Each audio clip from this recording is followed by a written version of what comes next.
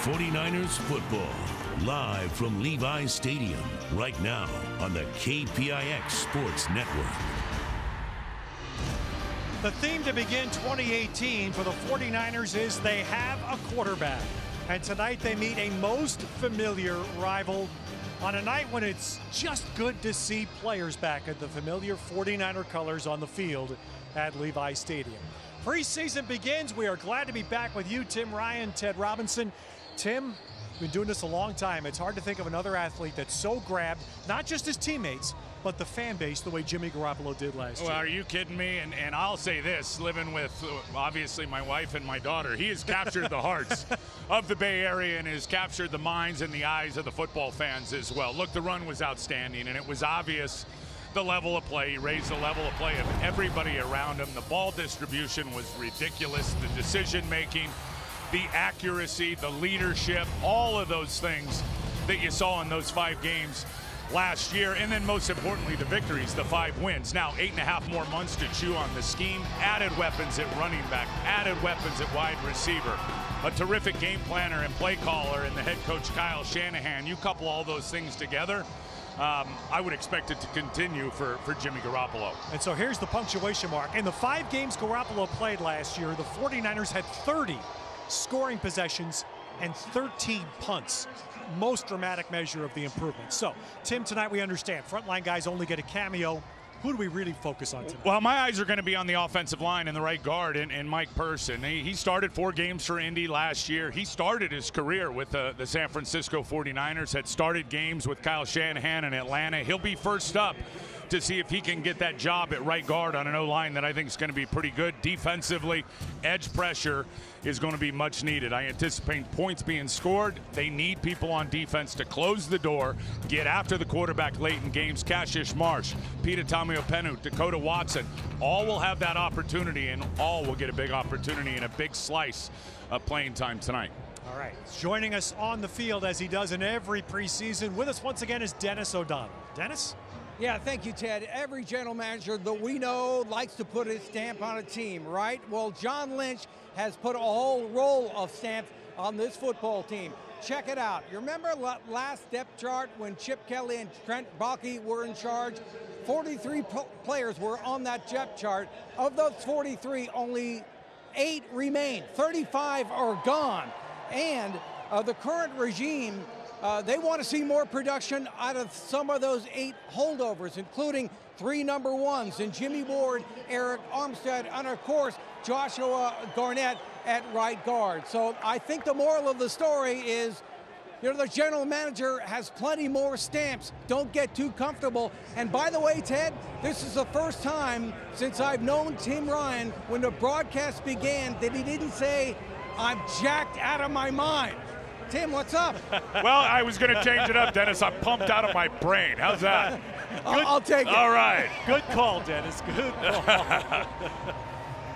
All right, well, that is a great picture, I think, of where the 49ers are. And Tim, I've said this a lot during the offseason. What Kyle Shanahan achieved and John Lynch last year, to me, just take from 30,000 feet up. This team was 0-9. Yeah, and they didn't crumble. And it's funny, 30,000 feet up on the way back from that Philadelphia game is when everything changed. The very next day, you got Jimmy Garoppolo in the door. Look, but the fact that this team stayed together to win right. 6 out of 7 stayed finishes, positive, very stayed few upbeat, teams in the NFL have ever done that. Stayed with the process. I think a big part of it was all the youth, the belief in the leadership in terms of the coaches and football management. And then you think of the 5 games lost by a total of 13 points that I know the players and coaches thought a few of those were very winnable. Jason Garrett, 8th year. He is the 2nd winningest coach in the history of the Cowboys. 2nd highest win percentage, higher than Jimmy Johnson, Barry Switzer, or Bill Parcells. That's an interesting fact. Yeah, there's no rings, though, for JG. And Jason Garrett made a bunch of changes. The Cowboys 9-7 last year, missed playoffs,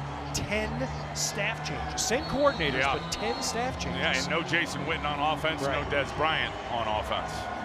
So here we go with Bradley Pinion to kick off for the 49ers to begin the preseason with new kickoff rules that will not be in effect if that continues. Kick going out the back of the end zone. And those are things that we will try to educate everybody, including ourselves, on tonight as we begin the preseason with Dak Prescott coming out to begin his 3rd season as the Cowboys quarterback. And you look at last year without his elite running back, Ezekiel, it wasn't the same as it was the year before in terms of the firepower for that team offensively. They got a lot of stuff out of Rod Smith, but Ezekiel Elliott is the guy that is going to make this all go.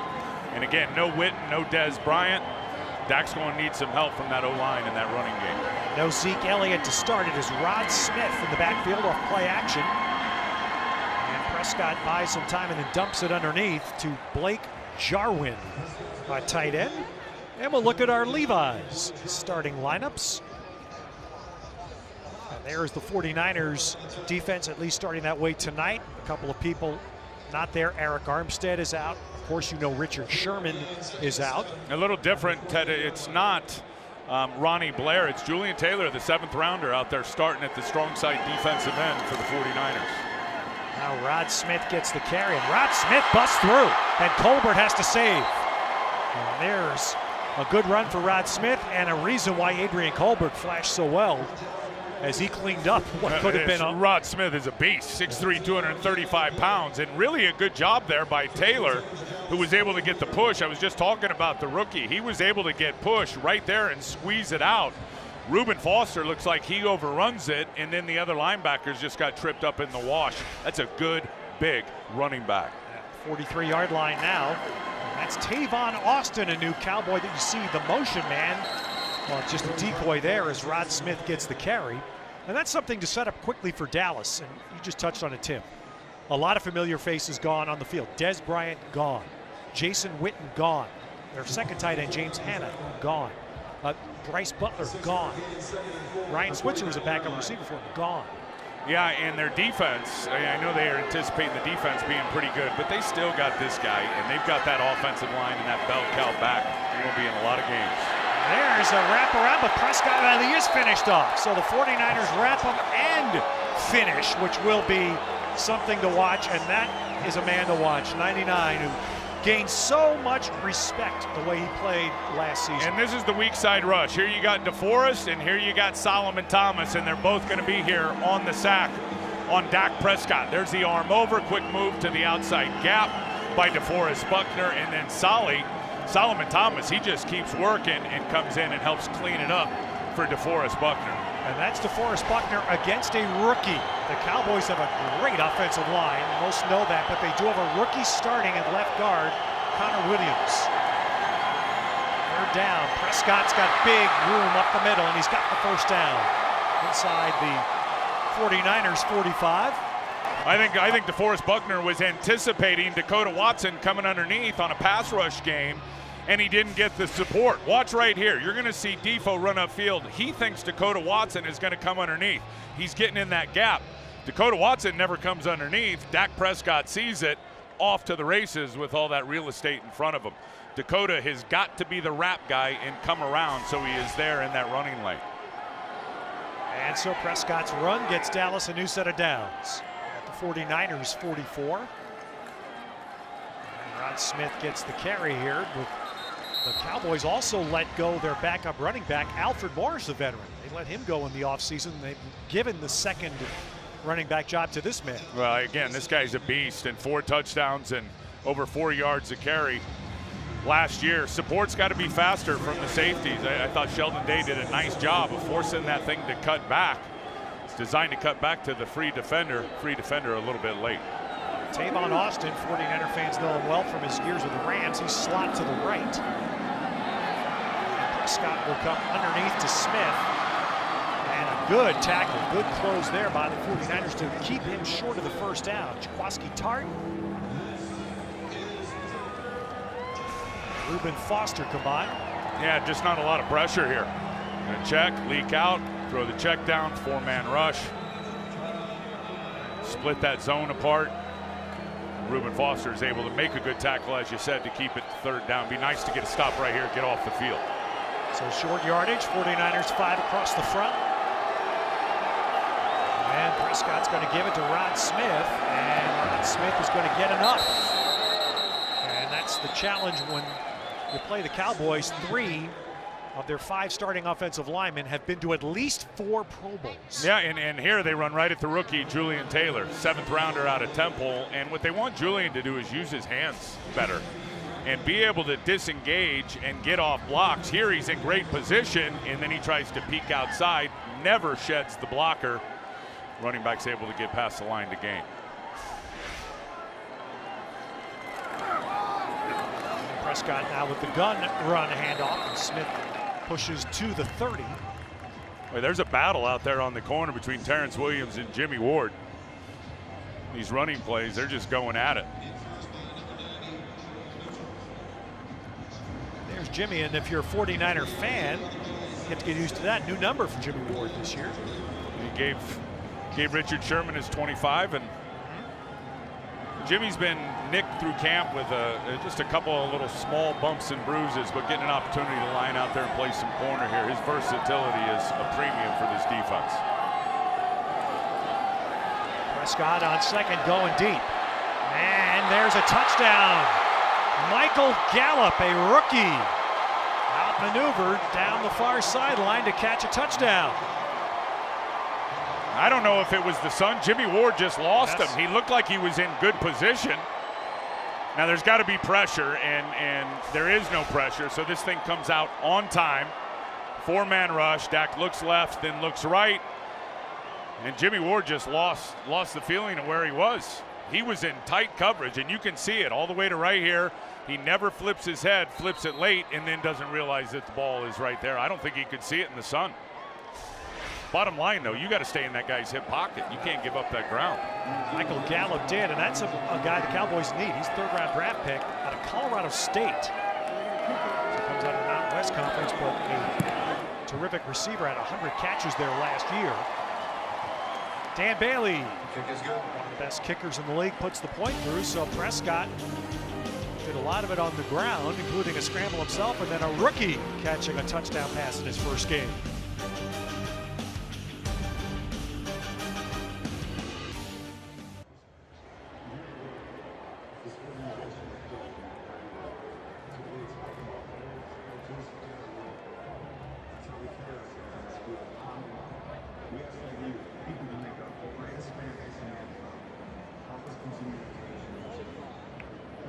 The issues for the 49ers on defense, and its playmakers on the edge. And Dakota Watson does not wrap underneath like he should, get in the running lane. Dak Prescott's able to pick up a big first down with his legs. That's a very simple error to fix. And then Jimmy Ward just appeared to lose the football in contact with wide receiver when he was in good position. Robert Saleh will not be happy, the defensive coordinator, Ted, how that first drive went. Brent Maher is kicking off here for the Cowboys. Victor Bolden deep for the 49ers, and again the ball beyond him for the touchback. So 2 kickoffs yet and no action. But here comes Jimmy Garoppolo, and it has carried through the offseason and even into training camp where fans have been able to come in to watch practices. There is no one more watched than Jimmy. His leadership, I mean, you can see it out there. And I'll tell you one area, we all know he can throw that underneath ball with quick accuracy in the release. That deep ball has gotten much better. And here's Jerick McKinnon touching the ball. Another major free agent acquisition by the 49ers as part of our Levi starting lineup for the 49ers offense.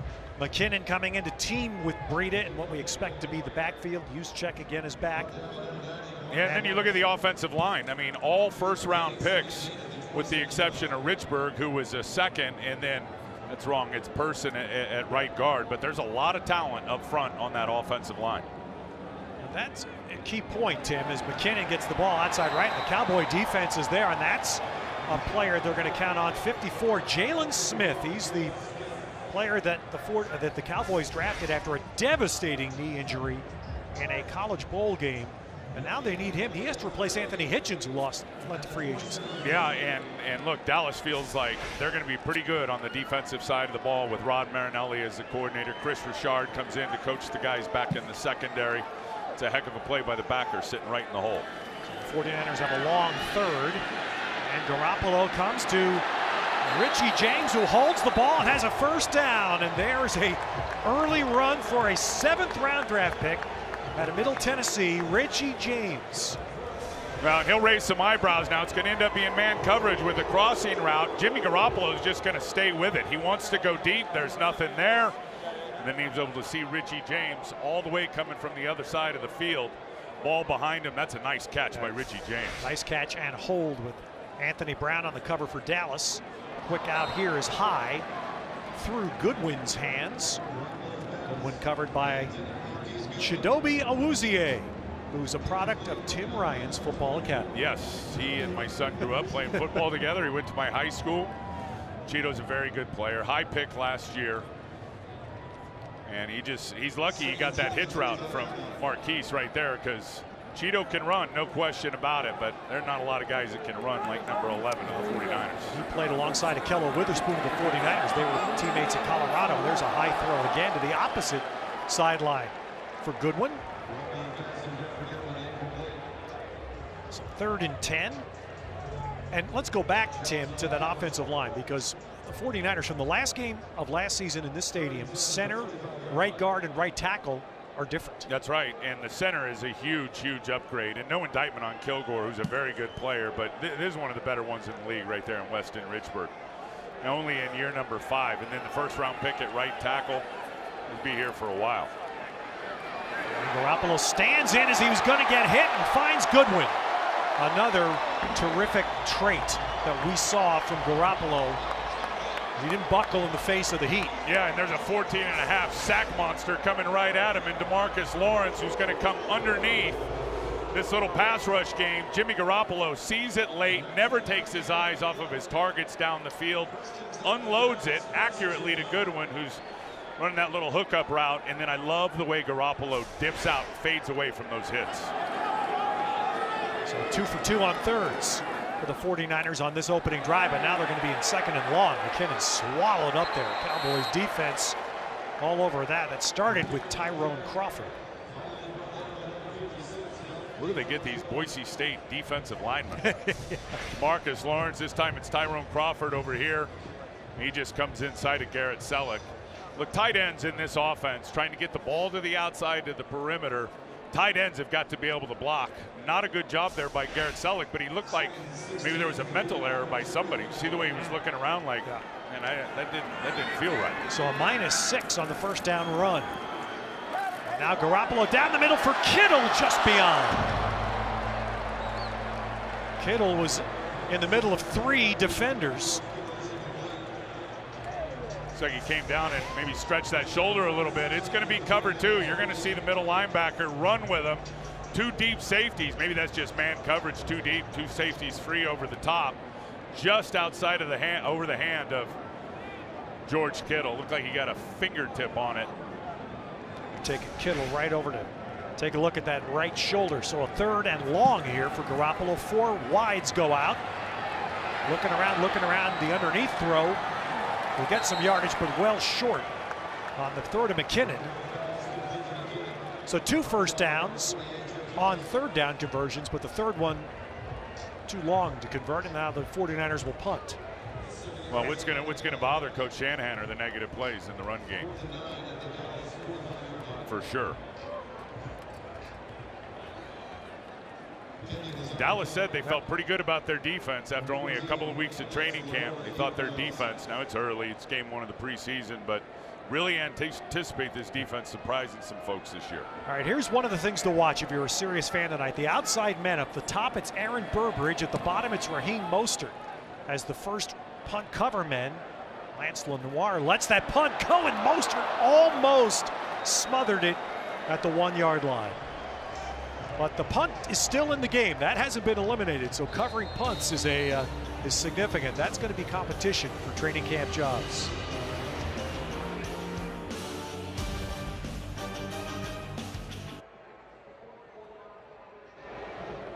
Mike for us tonight. Hey, there we go. Let's go, babe. Missed that blank stare that you give. Let's go, Joe. All right, baby, let's go. Hey, you're not going to get a big speech from me today, but our job entails physicality and fitness. Focus on those 2 things today, all right? Man, what a career he's had, yes. and arguably one of the best ever to wear the 49er uniform out there at left tackle. and easily the senior player on this team. Dallas has its second quarterback on, Cooper Rush, and he little bootleg throw underneath to Terrence Williams, who's one of the veteran Cowboy receivers still here. Cooper Rush, second year, Central Michigan. And it's odd, the guy that was the backup now Romo's last year is now the quarterback coach. Kellen Moore, another Boise Stater. That was one of the many staff changes. Wade Wilson had been the quarterback coach for 13 years for the Cowboys. And at the end of last season, Jason Garrett made some significant staff changes. There's a good play by Solomon Thomas to get in and smother that run. You know, sometimes when you're out there on the edge and Solomon's playing the Leo position, which is the weak side defensive end, you just don't get blocked. And there's nobody. That's like a nice freebie for him out there on the edge. Tackle blocks down, guard pulls around. The running back sitting right there waiting for you. He's really gotten a lot better, Ted, Solomon Thomas, in training camp rushing the passer. You see there are only 3 sacks. Number 3 overall pick last year out of Stanford. That's an area they want to improve, and I promise you it has. So a long third now facing the Cowboys. And Rush feels the heat and throws it away before he goes down in the arms of Dakota Watson. Well, they're running the pass rush games, and one thing I think when you don't have an elite rusher, you run games, you run twist. You send guys first, and then you wrap guys underneath. Cassius Marsh comes in to wrap, and then you got Dakota Watson finishing it off. But I'm telling you again, Sheldon Day, the guy that just shows up and make plays, is able to get there and start that thing. Is that Solomon Thomas that's down out there? The one thing that nobody wants to see in these games is first man down, face down right now is Solomon Thomas.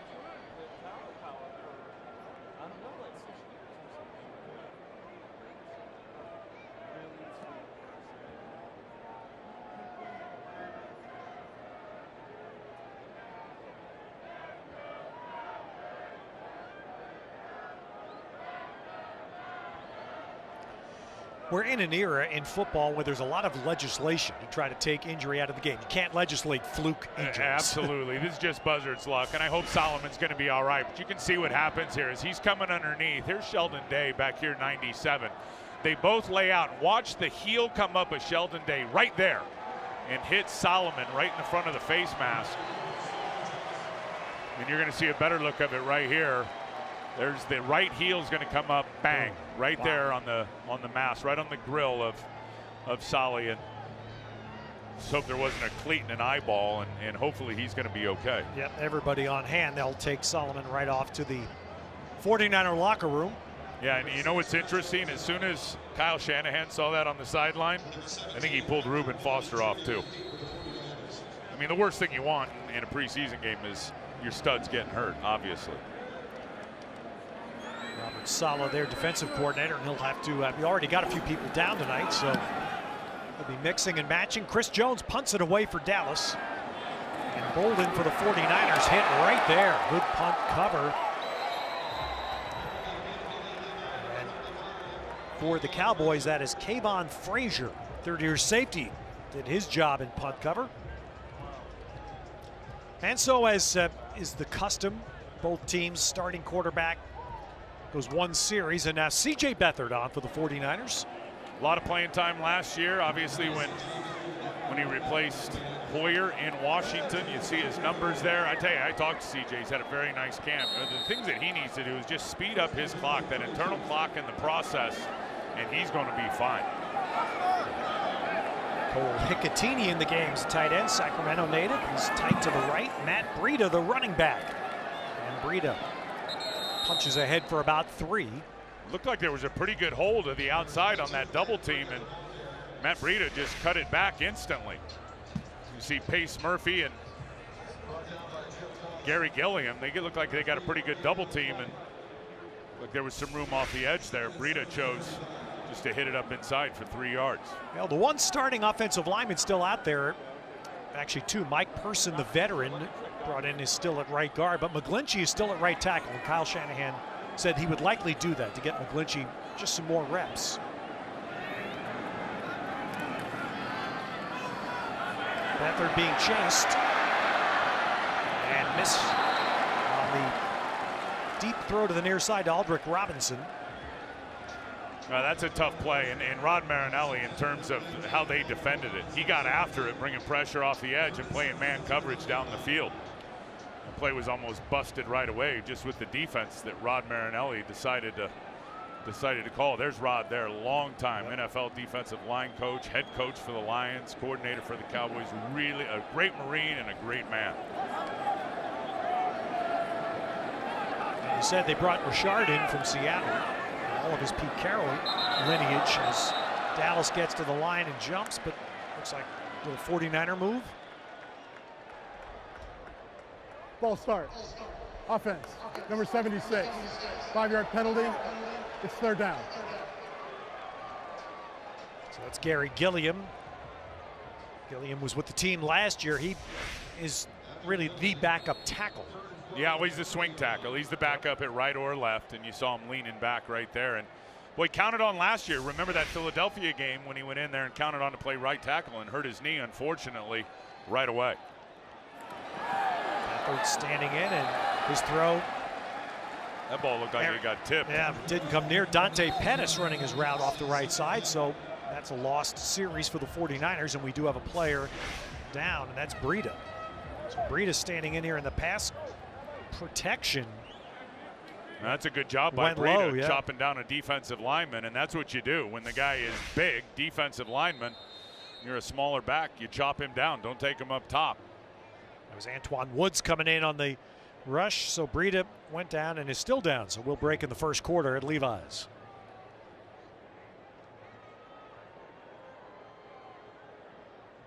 This first quarter, and it's another shot to the head here that Breida takes. Yeah, Antoine Woods, 312 pounds, and you're going to see his left thigh pad right to the back of the helmet of Matt Breida. And everybody always thinks it's the helmet-to-helmet collisions. When your head collides with a hip or a thigh pad, something in the lower body, that big area of the body's not moving. Let's hope Breida's going to be okay. So the 49ers' second kicker in camp is Jeff Locke, who's been in the league for a few years, left-footed punter. Max Lenoir got by the first man and falls forward, gets about 4 yards on the return. So in this first quarter, the 49ers have lost George Kittle with the shoulder, and Solomon Thomas and Matt Breida both with some head situation. Well, Levi Stadium has already hosted so many, none more significant than the Super Bowl, but so many significant events. And now the College Football National Championship game comes to Levi Stadium January 7th. It'll be an entire weekend. Can't wait for that whole week. The entire weekend will be just to be like a Super Bowl village here. Visit BayArea2019.com for more information. There's a handoff to Smith. Be something if one of the PAC schools, well, the first national championship game played on the West Coast like that, if one of the PAC schools could if one bring a fan base, one PAC school could bring a fan base. Hey, nice play there by the seventh rounder out of Temple. Been talking about him. He started the game tonight, Julian Taylor. He's out there for Eric Armstead, and this cat plays old school. Flat back, gets after it, tough as nails. They just want him to use those hands a little bit more and get off blocks. He's got a chance. The high snap, nice recovery by Cooper Rush, and then a low throw that's caught. Well, that's an outstanding play that Terrence Williams ends up going low to catch that ball, and what could have been a big minus play is actually a gain. Now here's the snap, way over his head. Rush is enough to get his hand on it, deflected. You know what you hate, and then make something out of nothing. Good rush by Cassius Marsh. Some guys just have that luck. They get their good rush on broken plays, as there was one there by the quarterback in the errant snap from the center. So 3rd and 4 now for Dallas. And Rush throws a little slant that's caught for the first down. Jimmy Ward on the cover wrestles down Alan Hearns, who was a free agent signing. Had a good run in Jacksonville. And just one-on-one isolated with Jimmy Ward. There's good pressure inside. Again, Sheldon Day showing up, rushing that B gap, getting on the quarterback, rushing up that gap in between the center and the guard. Jimmy in pretty good position. Just not enough underneath in terms of, and one thing about Jimmy now, doesn't have those long arms and that long body to play from trail position to get the knockdowns. Rod Smith gets the handoff. And here's an interesting moment for 49er fans. He ran that play right behind two former 49er draft picks right now. Joe Looney is playing center, for Dallas. And Marcus Martin was picked up by the Cowboys, and he's at right guard. Yep, there's Looney and Marcus, number 60 out there. And the left tackle, instead of Tyron Smith, is Cameron Fleming, who started in the Super Bowl for New England. They didn't bring him back. Of course, they traded for Trent Brown from the 49ers. Fleming picked up by the Cowboys. And behind Tyron Smith. Rush with a throw, broken up nicely, and there's Reuben Foster, who Robert Saleh, the D coordinator, said to us that Reuben might get more run than other frontline guys tonight, maybe next week, because he will miss the first 2 games of the regular season. That's right, with his suspension, and here he's just going to do a good job getting on his horse, catching up and trying to find where Tavon Austin is. He actually gets a hand on him, just kind of feel where he is, but the whole trick is he's looking towards the football, big bat down with the left hand. That's a great play by Reuben. Again, 0 pressure up front. The defensive line stuck at the line of scrimmage with the exception of Watson. So 3rd down, DJ Reed, another rookie draft pick, is playing that slot. Now he's rushing off the slot, blitzing the quarterback. Rush throws it, and it's incomplete. So the 49ers use that slot man as the blitzer there, DJ Reed. DJ Reed's got a chance to make this team, Ted. He is not very tall, but he is long and he is strong. In terms of long arms, he will wallop you, and they're going to use him coming off the corner. He's in for K'Wan Williams at the nickel corner position. K'Wan out with an ankle injury. He's been running with the 2s. DJ Reed, 5th round pick. He's got a real opportunity, not just on special teams, but to play some defense. That was a good pickup by Rod Smith on that, but still, it is a punt for Dallas. Maher kicks it away. And this is Dante Pettis. So that's going to be a role we watch during preseason. Dante Pettis, of course, returned more punts for touchdowns than any player in NCAA history.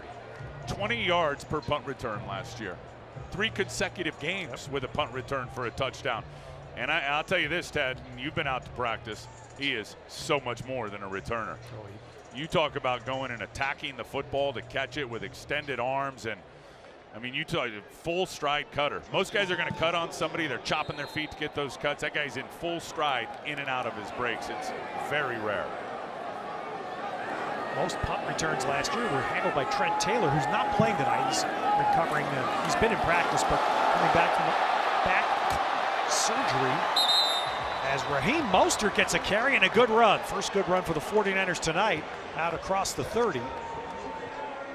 And he'll get obviously first nod over Joe Williams, but they're in a battle for a roster spot for sure. He's able to get the edge in the run game, and then we know Mostert's really, really fast. He's only got 7 pro carries in his NFL career. He's in a roster battle. Well, Prescott and Dallas came out, took their first possession, went down the field to score. Garoppolo a couple of first downs on his one drive. Cowboys. ALS, but his memory will never be forgotten here at Levi Stadium, especially this season. The players will wear decals 87 on the back of their helmets starting from game 1, and it will get better from that. The 49ers on nationally televised game will unveil a statue of Joe Montana throwing to Dwight Clark. Clark will be 11 feet off the ground from his stretched hands to his toes. That's where he made the catch. And Joe Montana, of course, will be 23 feet from Dwight Clark. That was the exact distance when they connected for the famous catch. Also, bunting will be around the stadium. Number 87 will not be forgotten, guys. All right, Dennis Beathard on a rollout there, being chased again. Taco Charlton has been playing him and on pursuit now twice. That gives me chicken skin thinking about all that with Dwight. Well, there was those statues. Man. We'll talk more about that. Al Guido, the president of the 49ers, will join us in the 4th quarter tonight. But it was incredibly special last week, the service at Grace Cathedral in San Francisco. And then 2 nights ago here in the stadium at the museum, about 100 people came, including a lot of Dwight's former teammates, on 8/7, which is what the 49ers, and I know Kelly wants to make sure that Dwight is honored every year on August 7th. A very special night here 2 nights ago, and Jerry Rice modeled the fur coat that Dwight wore in the Super Bowl parade that Dwight's brother had saved through all the years. The receiver fell there coming off the line. That's Robinson. Yeah, Aldrick Robinson, and that was the look. C.J. Beathard saw it right away, and looked like that ball was on point, that throw, but Aldrick had already stepped as he's trying to get off his press. Or trying, excuse me, on his stem to try to get that inside leverage. He just tripped and fell down. Now we have another player down, Gary Gilliam. So again, a few too many trips onto the field for the medical team here in the first half. Breida, we're told, is questionable, which I assume means we won't see him again in a preseason game with a shoulder. And don't underestimate the importance of Gary Gilliam and being that swing tackle, the first guy in at either tackle spot, right or left, if there's an injury. Again, he's played a lot in Seattle, came here last year on a short-term deal, and when he was plugged in Philadelphia, got hurt right away. Here he is. He's chopping out there. Chopping there against Coney Ely, who's a good free agent pickup, Cowboys, former Carolina Panther. Yep. And well, since we're talking offensive line, Tim, another thing to watch as the preseason games go along. Brandon Fusco, who played right guard here last year, did not come back. That's where that opening is. But Zane Beadles was the utility guy. He's not back. So right now it's Eric Magnuson snapping. Who snaps the ball throughout these games? Because you have to have at least two active, if not three, that can snap the ball. Yeah, well, Magnuson can snap, and he's done a lot of that. Person can snap. He was a starting center in Atlanta a few years ago for Kyle Shanahan. I know they're cross-training Shelton out of Washington, the rookie, to play play center, which he played at Washington. You could say the same for Tyler Knott, who's also a college free agent at a center. So they got plenty of guys that can hike the ball. And that will be part of how hike. Did you like that hike? Hike the ball, I know. Feeling a little nostalgic. So Gilliam is off to the locker room. And Allen Knott, excuse me, I think I said Tyler. Allen. So here's Beathard in his second series, 3rd down and 10. Nothing since CJ's been on the field. Not a lot has worked for the 49ers. Getting stuck in these long thirds, and Beathard's throw is caught. There's a terrific catch by a guy who won a job in camp last year, and he really blossomed the last 5 games, Kendrick Bourne. Well, there's not many in this scheme on these skinny posts right down the field that can get it and turn up field with that body lean in this receiver core like Kendrick Bourne can. I think he is the best, really, in this whole receiving core, getting upfield right after he catches the football with some explosion. That was a good throw from Beathard. So that puts the ball just shy of midfield for the 49ers.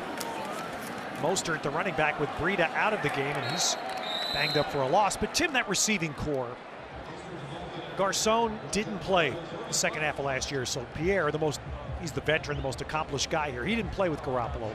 But 3 guys in the last 5 games of the year. Trent Taylor had 17 catches. George Kittle had 15 for 15 yards a catch, and Bourne had 17-yard average. It's a deep receiving core. It's very deep. 8 guys that can play in the NFL, and then Jimmy had a pretty good rapport with that guy right there too, and Marquise Goodwin. I can't wait to watch Pierre Garcon in this offense in his 11th year. He is perfect for Jimmy Garoppolo in the style of play. And Dante Pettis stopped and turned his route out, and Beathard threw the ball further down the side. That's just miscommunication in terms of quarterback receiver Ted not being on the same page. I don't know the exact call, but I know this offense, and a lot of offenses have choice routes built into them. And the receiver and the quarterback the receiver, will run a route and make his choice based on the leverage of the corner. And that time the corner's inside. I think he thought his choice was to hit a hard breaking deep out, and Beathard didn't see it the same way. So that's what training camp's for on those choice routes. Well, Beathard's getting his run here on 3rd and 11. A lot of 3rd and double digits. And he arms one up the field. That is going to be an out-of-bounds catch by Dallas. We also have a flag down on the opposite side near the Dallas sideline. And the Cowboy who made the diving try, that's Leighton Vander Esch, their 1st-round draft pick. He's up now. Vander Esch out of Boise State. Pass is thrown. Holding. Defense. Number 30. 5-yard penalty. Automatic 1st down. So a bailout there for the 49ers. Anthony Brown of the Cowboys called for holding away from the play against Richie James. Yeah. But Tim, this receiver core, so let's finish that. this is going to be something that last year the 49ers were clear. They had to overhaul roster. And Kyle Shanahan has been open saying, you know, we had guys last year that really weren't NFL players in camp. This year, they think at least at receiver, they're going to cut people that will be picked up by other teams. No, I don't think there's any question. And you go and look at last year, and then with the additions this year, in particular, Pettis. First charge, timeout, Dallas. I mean, there's 8 receivers, I think, and I've seen them all around the NFL. I think there's 8 guys on this roster right now that can play NFL football at wideout. Second quarter of this preseason opener, C.J. Beathard. Most 49er fans know about his whirlwind weekend. And there's Joe Williams getting his first run tonight of what begins, at least in terms of the game action, I have to believe a make or break preseason for the 4th-round pick last year. Yeah, and I think he's in a battle with Raheem Mostert. Mostert is very good on special teams and also brings a lot of return skills. Now, to Joe's credit, he looks a lot better and more NFL ready in terms of his body and his development this year. He's almost that kind of guy, though, Ted, watching him in practice. He maybe needs some success to create that spark of urgency. You'd like to see that fire burn a little bit brighter. He empties out to the very top, and Beathard is throwing a deep ball down the far side, and up the adjustment. That is caught. Dante Pettis. That's Aldrick. That's Aldrick Robinson. Yes, Robinson with the catch. Well, good time by the offensive line, and that's just a heck of a catch by Aldrick Robinson. 4-man rush, nobody there. C.J. Beathard can sit back there, hitch, get to that back step, lays it in perfectly in front of the corner to the inside and just in front of the safety coming over the top. Nice play by Aldrick Robinson. And there's a tip ball that's intercepted by Dallas. Interception by Joe Thomas. Former Green Bay linebacker, now with the Cowboys. So after the big play to Robinson into the red zone, the 49ers turn it over. Well, turnovers, you don't like them anywhere on the field, but when you're down in scoring position, brutal. And it's the uncovered blitzer coming off the edge. C.J. Beathard just trying to unload it, timed perfectly. Kayvon Frazier up there. By Kayvon Frazier of the Dallas Cowboys. His blitz tipped the ball and made that catchable for Thomas. And that's that zone defense that Rod Marinelli loves to play. And those tip balls up in the air, zone defenders sitting around to go get it. Cooper Rush back out for Dallas. And this handoff goes to Bo Scarborough, who's a rookie running back. I had no idea until I learned about him this week that any Alabama player was allowed to be drafted in the 7th round. How about what I thought happened? they were all drafted in the first 2 rounds, weren't they? No kidding. Well, he runs into a wall right here of 49er defenders, and Julian Taylor started it with an inside gap charge, and then all the other defenders flowed over to the top perfectly. Julian Taylor, a pretty big opportunity here in this game tonight out there for Eric Armstead. I think he's played every play for the 49ers on defense. Foster, by the way, is out of the game now. That underneath throw is caught. And DJ Jones from the defensive line makes the tackle on that. Jamaz Olawale, fullback who has spent his career in Oakland. Watch Julian Taylor win right here, Ted. Watch him win with a little arm over, push. Look at those strong hands. Push, arm over, gets held. It was actually a pretty smart hold by the Cowboy offensive lineman, or that quarterback's about to get tattooed. Made a nice showing for himself. Offense, number 79, 10-yard penalty, replay second down. Well, we see it. I feel like we're seeing examples of this more often, Tim, as Julian Taylor barely played in college. 9 college starts. He didn't play football at all until he was a senior in high school. 2 season-ending injuries. And he's, obviously the physical skills are there. He's getting a shot. And I think in some of the limited games, I think it was Florida Atlantic was the game I turned on. He was everywhere. And I think they were undefeated at the time. He was unstoppable. So 2nd and 21 now for Dallas. They'll try to run some with Scarborough. He gets a few. That's DJ Jones again in on that tackle. Tell you, DJ Jones is an intriguing guy in terms of his body composition, short, quick, and thick, and unbelievably strong in the weight room, and has done a real good job of developing his body here in the offseason. I think that's where the 49ers are underrated in terms of that depth on the defensive line. This guy right here, Sheldon Day, is going to make some plays for the 49ers. Spread wide, trying to get some pressure. Screen is set up to Olawale. And nice extension, nice spread on the outside. Elijah Lee got out there. Won a job here last year, and his good pursuit, coupling with DJ Reed, the rookie. Elijah's had a nice camp in talking to the coaches. They like what he brings. You talked about him coming here last year and has an opportunity to make a staple on this roster as a backup and a guy that can play special teams. You start doing the numbers game at linebacker, and they could keep one extra, Ted, with Reuben having that 2-game suspension to start the year. Brett Maher kicks it away. This is Richie James now back on the punt return, but lets the ball bounce, and it's touchdown just shy of the 30-yard line. 49er ball when we come back to Levi's Stadium.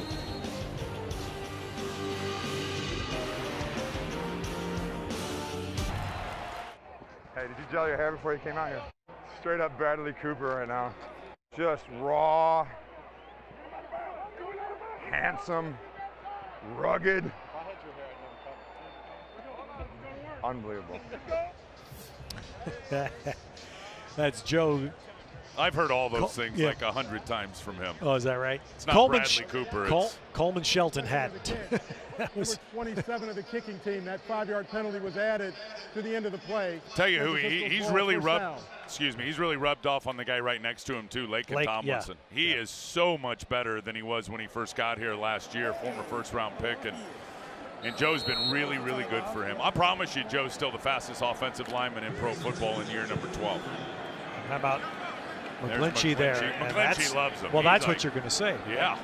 That's the wingman now. And every bit of 6'8" as you see McGlinchey standing there next to Joe. Mostert gets the toss, and the Cowboys string that run play out well. So the 49ers, McKinnon played the first series. That's it. Breida has gone out with an injury, head or shoulder. And so now it's going to be Mostert and Joe Williams that will be getting most of the running back play. Yeah, and they got Jeremy McNichols, right, who's a guy who's in the mix for sure, and is going to get an opportunity. You've got Wilson out in North Texas is going to get an opportunity. But I really believe the real roster spot, if indeed they only keep 3 tailbacks, is going to be between Mostert and Joe Williams. Juszczyk, of course, will also count as a quote-unquote running back. That's a pass caught by Ross Dwelly. Ross Dwelly from University of San Diego, USD Torero. Just went and pitched a tent right in the middle of the 2 linebackers in zone defense. C.J. Beathard got it to him right on time. Getting this 3rd and manageable. Mostert, the back, will flare out. And Beathard tries to throw to him, and that gets tipped again. So pressure getting too close, pass tipped, and 49ers go 3 and out. He was waiting for that crossing route to develop in front of him, and it looked like he wanted Richie James, who you're going to see from the right of your screen, flash across. And that ball just gets batted as it's on its way to the rookie wide receiver. Bradley Pinion. Feels like a veteran now, 4th year for Pinion.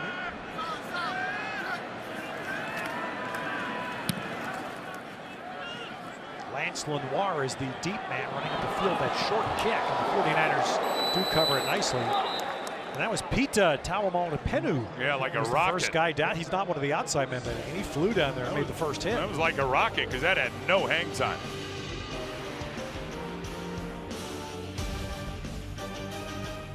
Hopefully going to give a lot of knowledge, and I know it's already started to Akello Witherspoon, and I've talked to Akello about it. He said it's unbelievable, and Richard's been a big asset. Look, Richard Sherman is a great football player, and I do anticipate that he's ready to go, and the deal made so much sense for the 49ers and for him. His loyalty is ridiculous, and he's out on the field, Ted, and if he's not out there actually going through the drills, if he's limited somewhat physically, he's coaching everybody on concepts and understanding the concepts and where this defense is going to have some weaknesses versus certain things. He is going to be a huge shot in the arm for that secondary, and I think for the whole D. Something that started back in mini camps and OTAs before he was cleared to be on the field, as that throw from Cooper Rush intended for Michael Gallup. Gallup caught the touchdown pass early in the game. That's a bad throw because Greg Maben was beat. That's Greg Maben, who played here for the 49ers down the stretch last year. Yeah, that's just off coverage, and that's not a good jam, trying to get your hands on somebody and reroute them inside of 5 yards and lose all that distance. Now he does a good job of staying with it and catching up and knocking that football out. To his credit, not a great throw in terms of timing by the quarterback.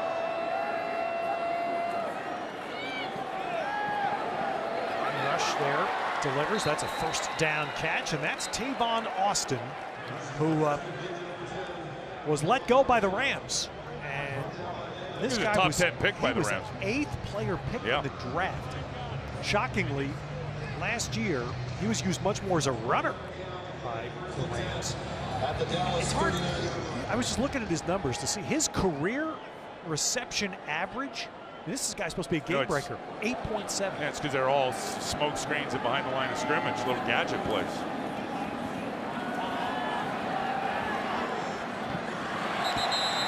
It's complete to Austin again. So the Cowboys referenced that they've lost some signature receivers. Now Cole Beasley's not playing tonight for them. Alan Hearns played the first series. That's it. They hope he'll be front, but they need people like this. Absolutely. Like a rookie Gallup, like Tavon Austin, to contribute.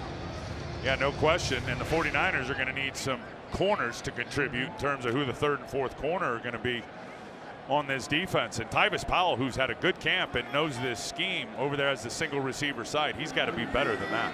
He's on the bottom. Number 30 is Tyvis Powell. He's another guy that came in near the end of last year. And breaking tackle, Scarborough's got the sideline. And there's Powell finally banging him out of bounds at the 20.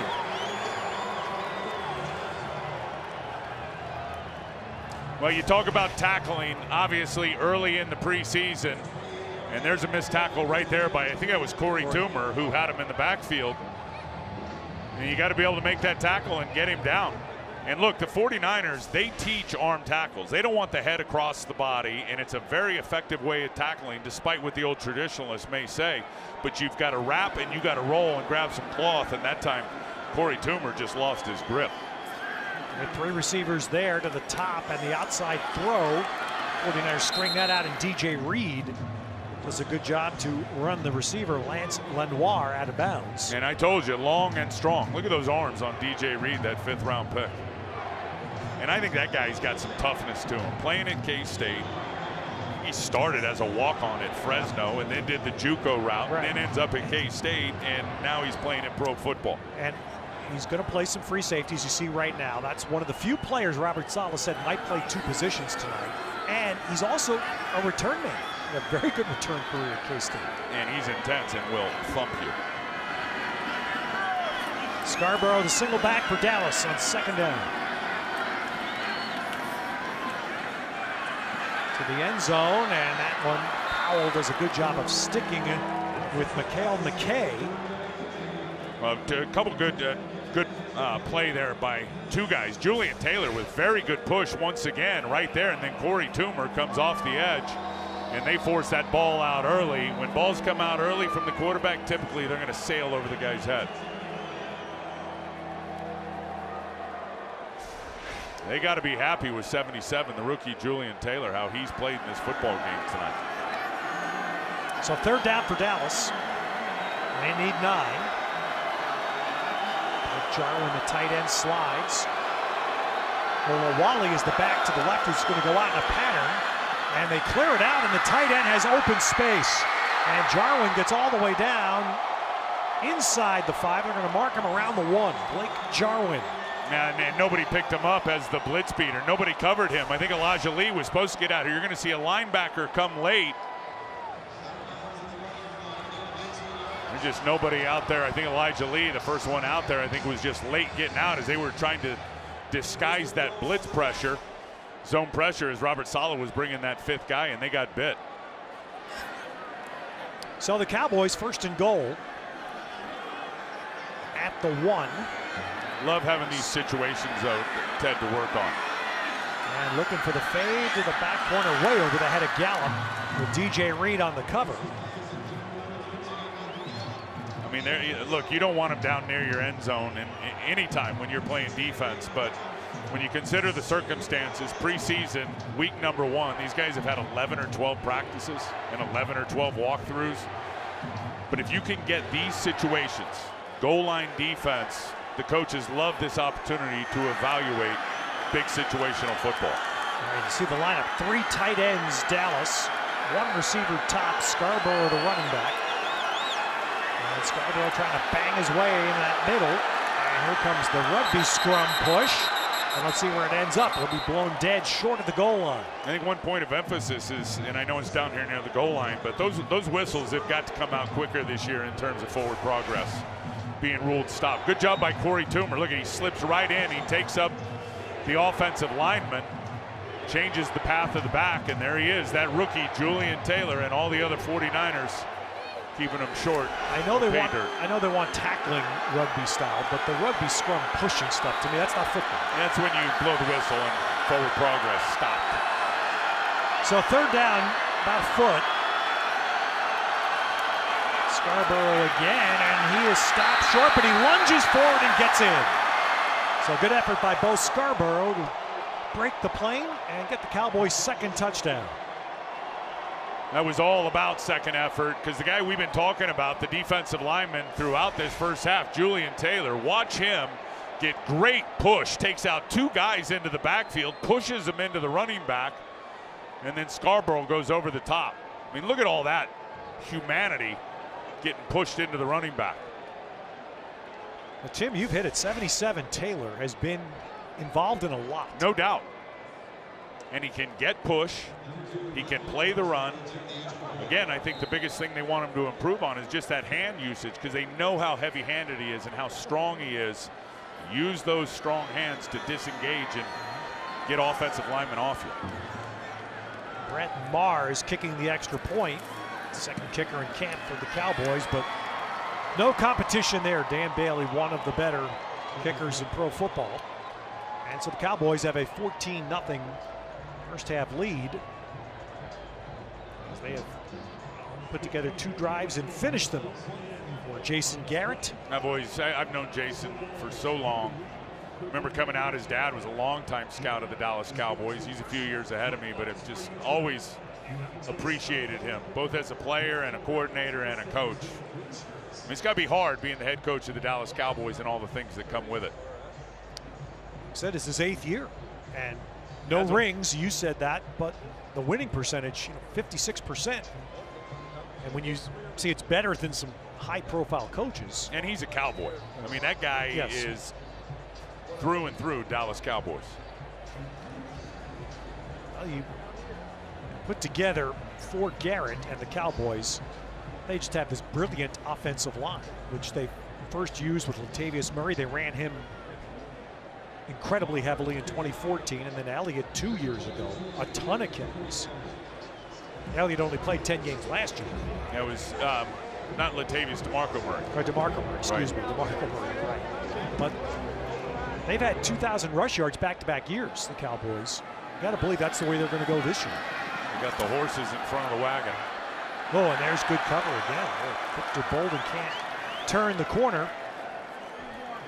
And that's Jordan Lewis, who's a 2nd-year cornerback on the special teams cover. Here's our Northern California Honda dealers drive of the game. Yeah, and that's the tackle that's got to be made right there by Corey Toomer at the line of scrimmage. Just got him down into the red zone. And a busted play on a blitz. They mixed up, did not get out there and cover the H-back. And there's the touchdown. Pretty good defensive line play, though. A couple plays on that goal line. Play action, Beathard steps up. And then another tip ball. Beathard has had how many? 3, 4 passes in this first half that have been tipped. Well, he's been under duress. He's been under pressure. We talked about the 49ers and the desire for edge pressure, and that being something they're going to have. The Cowboys have had fairly consistent pressure throughout this game, and most of it has come off the edges. So Taco Charlton in there again. I was surprised he wasn't like really good last year. I know a lot of people thought that guy was going to take the league by storm. Flag there on a jump, so free play. And they get another ball that got tipped. Wow. I love the way he Beathard just didn't can't quit. get a clean throw off. I love the way Taco Charlton didn't quit right there. Offsides, knew it was going to be a free play, even though I know the point of emphasis, Ted. Offside. Defense. Number 97. 5-yard penalty.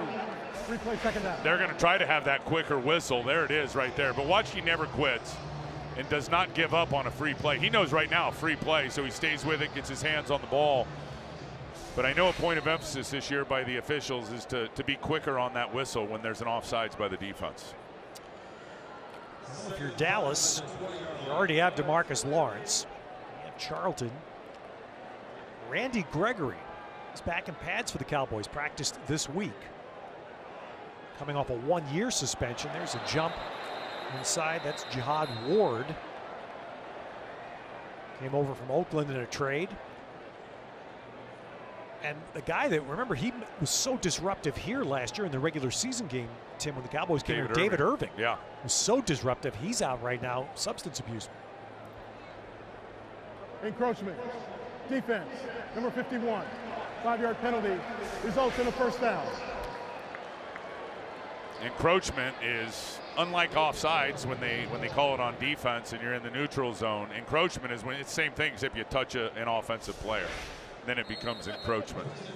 Well, I'll tell you, David Irving, you talk about the style of play and what that guy brings as an inside rusher. Hope he gets it right because he is a huge part of that rotation up front. Cowboys are deep with rushers. Play action out of the eye, and the throw out here to fullback. That's Malcolm Johnson, second fullback in camp for the 49ers.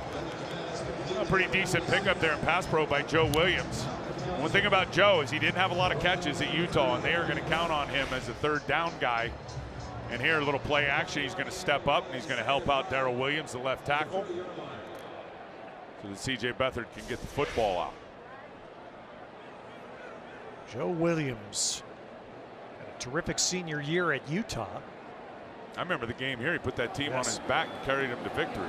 Bowl game here, over 200 yards. And reminder of the story that we told last year in training camp, that Kyle Shanahan became enamored with Joe Williams.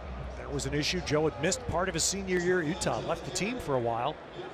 His position coach, a name that is in 49er lore, Dennis Erickson. Yep. And Kyle Shanahan called Dennis Erickson and got a personal explanation from Erickson and a recommendation on why Joe Williams had missed time. And he was welcomed back to the Utah team in time for that bowl game when he had a great, on this field, a great run. Oh, yeah. And that helps cement the decision to draft him.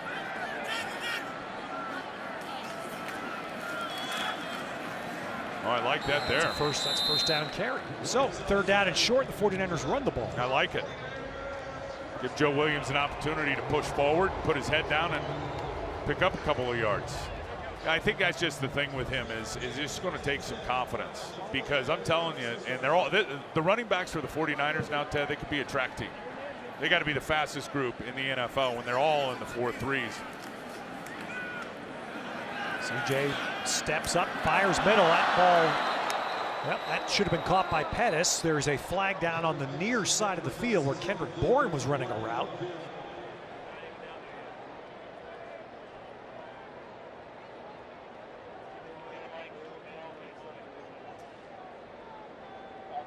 Ron Torbert is the referee tonight.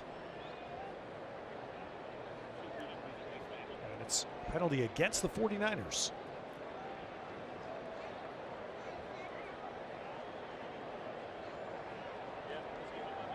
Holding. Offense. Number 49. 10-yard penalty. First down. It's called against Dwelly, tight end. Look, Joe Williams, and just to finish up on him, you watch him in practice, and I know Coach Shanahan has been pretty impressed with how he came back and what he's doing in training camp, but he gets in the open field, and they're all fast. He's like a different animal. When he's out there running, just the explosion in that gait he's got. All the running backs for the 49ers have the ability to go goal line to goal line for a house call. A lot of high-octane speed. So 1st and 20, this will be the play that gets us to and beyond the 2-minute warning. And Beathard throws, and that's held over the middle by Hicatini. Nice catch by Cole Hicatini for a big gain. That'll be almost 19 yards.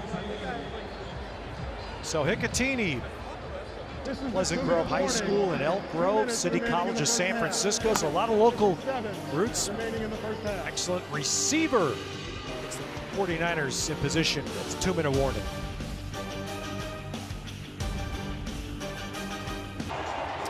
Back at Levi Stadium, Ted Robinson, Tim Ryan, Dennis O'Donnell. We have just a tick under 2 minutes to go in the half. Nice catch by a guy we know he's a good receiver, Cole Hicatini. Yeah, Louisville. Gosh, I think he only started 13 games there and had 11 touchdowns. Did play a lot, and he's done better blocking. I think one thing, if you're going to be in this scheme as a tight end, and Kyle Shanahan will know how to use you, but John Embry, the tight end coach, he knows these guys have got to be able to set the edge in the run game. Quick ball gets into Richie James's hands, and James runs it inside the 40 of Dallas. Kind of player that has seen more time in the NFL. This speed, get him out in space. Talked about Hicatini, in the tight ends having to block. Perfect example of it right here in the passing game. Gets enough on the corner, pushes him out, and Richie James, this 7th-round pick, Ted, out of Middle Tennessee, he did everything. I mean, that guy ran, he caught, he threw. He's been impressive. So now the 49ers with a chance, and they try to run the ball here with Joe Williams. Dallas plugs the middle enough to hold Williams to a short gain. That was just a pump draw. C.J. Beathard pumping the ball down the field and then turning and handing it to Joe Williams on the draw play. Looked like Joe, maybe with his speed, could have popped this thing. There's the pump fake. He could have popped that thing to the outside. I think he saw the Boise State rookie sitting right there, so just tried to get what he could get. Beathard back on 2nd down, completes it inside the 30 to Williams. I like that. Gives you a short 3rd down. Absolutely, and right back into a more approachable field goal if you choose to do that. And so the 49ers are going to make sure they take their time here, and I believe they want to try to end the half on this possession. This is all part of the drill, and it's every day. Training camp, regular season, 2-minute drill, time management, and then it's the details, and I think that's the biggest thing in pro football. I mean, they're all ready to go, Ted, physically for training camp. First charge timeout. This is where analytics does come a little bit into football, Tim, and the 49ers have has been in the organization for a few years, Ryan Cordell, and he meets with Kyle Shanahan every Monday after games, and they go over that, just this part. Time management. Right.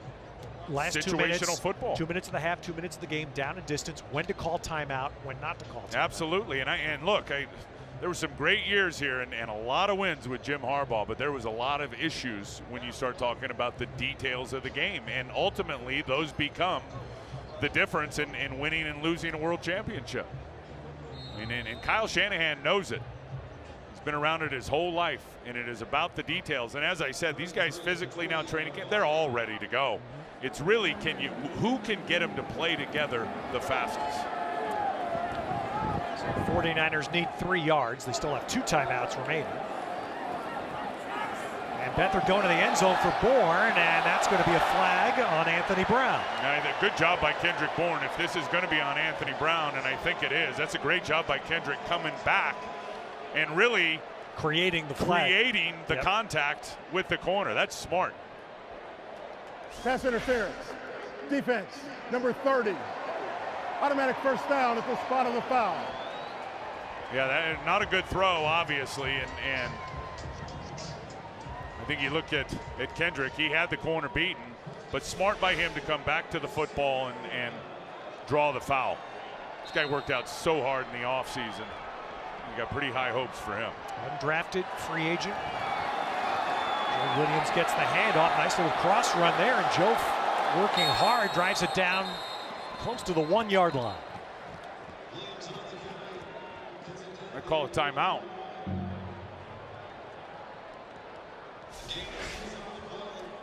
Joe Williams, there's a hole here now, and it's, I think, the chopping of the feet just before he takes on that contact. I think if he puts a foot in the ground and hits it hard, maybe he's got a better opportunity. This is a 30-second timeout. So the ball at the 1-yard line, the 49ers take a timeout. I would assume at the 1-yard line, they have 3 plays here to run. And this is something that even amidst the 5-game run to end the season, was still a concern until the last 2 games. The last 2 games of the season, the 49ers were 8 for 11. They killed it. Touchdowns in the red zone. Killed it. Before that, it was a struggle. Well, listen, as much, and it's been a small sample size for Jimmy Garoppolo, and he's got the new contract, and everybody's very excited, and the hype machine is on fire, and rightly so. They only threw 15 touchdown passes as an offense last year. You compare that with Philadelphia, 38, some of the other teams, that number's got to go up. So Joe Williams burrows low, and he looks like to be in. No signal yet. There it is, touchdown for the 49ers. Joe Williams. And that's a nice feeling for him to finish on 2 carries inside the 10.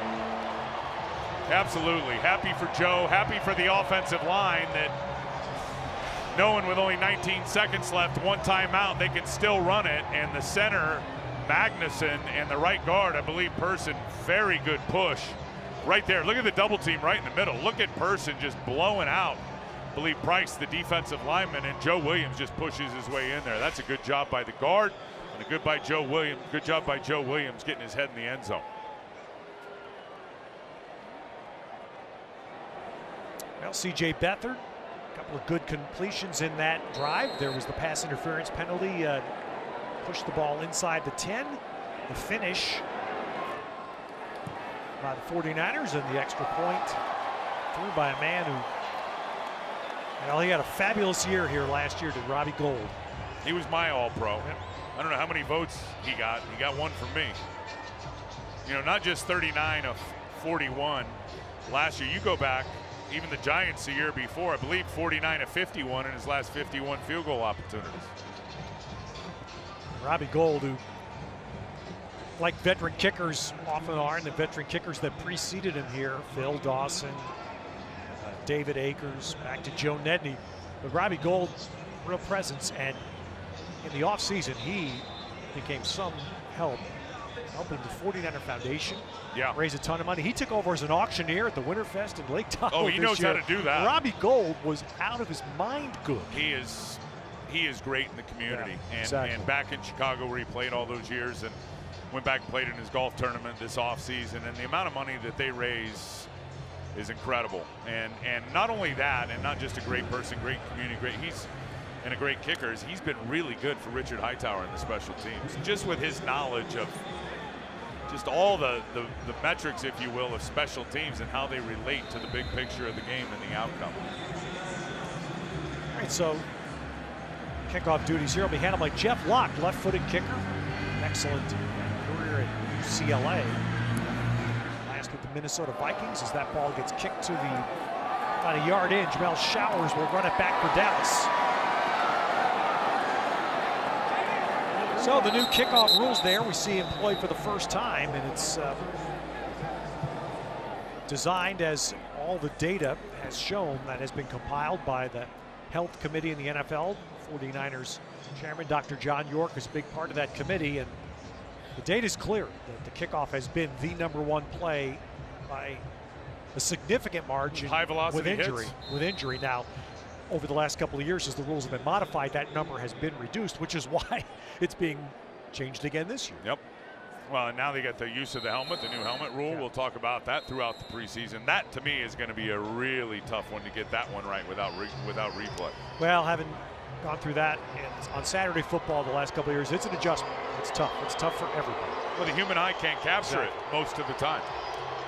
So 49ers head to the locker room, a little uplift at the end with that last-minute touchdown. Let's go down to Dennis. Okay, alongside Kyle Shanahan, and frustrating first half, but it ended on a high note.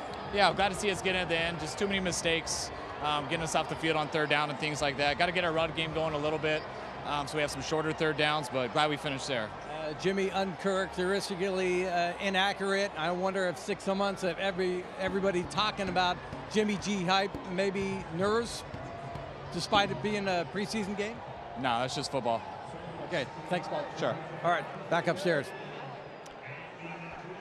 All right, Dennis, so we invite you to stay with us for the NorCal Toyota halftime show, and we'll hear from The conversation Dennis had this week with Richard Sherman. That's right, Richard Sherman of the 49ers. Halftime, Cowboys lead by 7.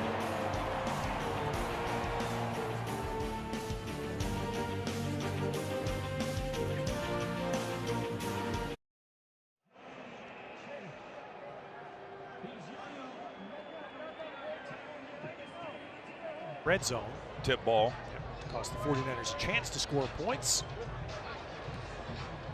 Well, Joe Staley played the first series as well, and Joe has continued to wear the microphone tonight, so let's check in and get the latest on Joe from the sideline. Oh, he's on his game. Look at him. Yeah. Look at him. Hey, what's up, guys? Let's go! What's this, Little League World Series? That's what I'm talking about. That was my dream, man. You guys lived my dream. Huh? The U.S. champs? That's what I'm talking about. The Joe Show. Yeah, the Joe Show, live and on the sideline. He's been loving this, and it speaks again to what has happened around this. Look at the look he's giving T. Look at him. Look at him. He's like Terrell Lloyd, talking to team photographer. Dude, you don't want to mess with me. I'm Joe. Exactly. Well, I can just tell you, this time last year, Joe was feeling a little bit of the wear and tear and beat up on the legs, and he wasn't terribly enthused. Wasn't sure how long he was going to keep going. By the end of the year, he was a young man again. And you knew it. I mean, remember the Philadelphia game? He got his face broken. Yeah. I remember that. I mean, that was bad. And he was back. I think he missed one game from that. He was back, and he is rejuvenated. And it's amazing when you go out to practice, and I think they got him on a great plan. They give him some veteran days off, and he appreciates it. But when you watch him from day one until the practice a couple of days ago, every time they change drills, Joe Staley's the first guy at the drill in his 12th year with all those young bucks around him. He loves it, and more importantly, he lives it. Joe, the latest 49er to be inducted into a very significant honor in this franchise, the 10-year wall, which has now been repositioned just outside the locker room inside Levi Stadium. As Richie James runs this kickback and gets out to the left flank and nears the 30. So good return there by James. Yeah, and he thought there was more for him. He wanted. He's like, man, I could have got more on that one. So you know who the second senior 49er is right now?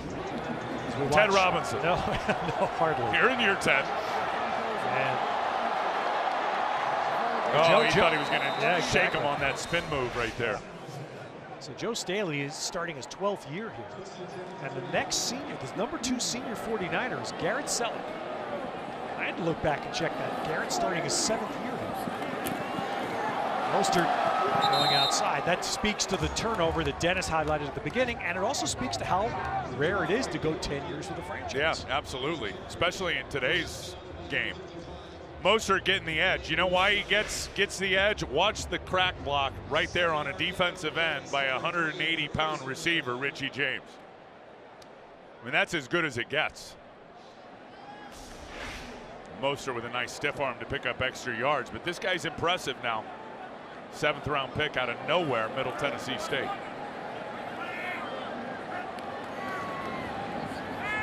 So Beathard continuing on. This time, plenty of time to air it out. He's got Pettis down the field. And Pettis is dragged down at the 10. Boy, if he speeds up the process, that's an easy touchdown, walk-in score. They go with the little boot action, and a good job by C.J. Beathard just waiting for things to develop. There's Dante. Here's all the boot action. Now, if he flips his head and just right now puts that foot in the ground and unloads it, he's running right down that hash vertically for a touchdown. Ball came out late, allowed the defenders to catch up, and that's C.J. Beathard throws a much more timely and deep ball than that, better deep ball than that. It's a 1st and goal with the carry by Mostert. And that's what Dante Pettis, with all the talk about his return prowess, this guy was a very good receiver in college. He doesn't just catch the football, he captures it. And the way he really extends with that length and those long arms. And then I think what's really impressive when you watch the tape, that not only does he go get it captured, but then he rips it back to his body real quick, not giving those defenders which they all want to do now. Those corners all want to rip those arms down. So 2nd and goal, empty backfield. Beathard brings it low, intended for Pettis. Dante Pettis' dad, Gary, if you don't know, was a fabulous Major League Baseball player. Was a multiple Gold Glove winning outfielder. And Gary Pettis was at practice Monday. The Houston Astros, he's a coach for them now. We're here in town. And he came, and he said something very interesting to me. He said, Dante had heard all about how the NFL was dog eat dog and every man for himself. And he said, Dante is told that it's not like that here. You can't believe how supportive he's been, how welcomed he's been. Third throws here, and it's pushed out. I disagree with that. And I remember Gary, he was in Anaheim playing for the Angels, I think, when I was down in USC in the mid-'80s. That's the rare breed of, in my opinion, pro football players. Every year, they're going to bring someone in to take your position if you're one of those bubble guys or you're trying to make it. Guess what happens most of the time? The veteran's going to help the guy coming in take his job. Yeah. That's just the mentality of a football player. That's what Dante Pettis told his dad, at least, about what was going on here, was that that's exactly what was happening. So in the NorCal Toyota red zone, 49ers don't punch it in, and they'll settle here for the kick by Robbie Gould.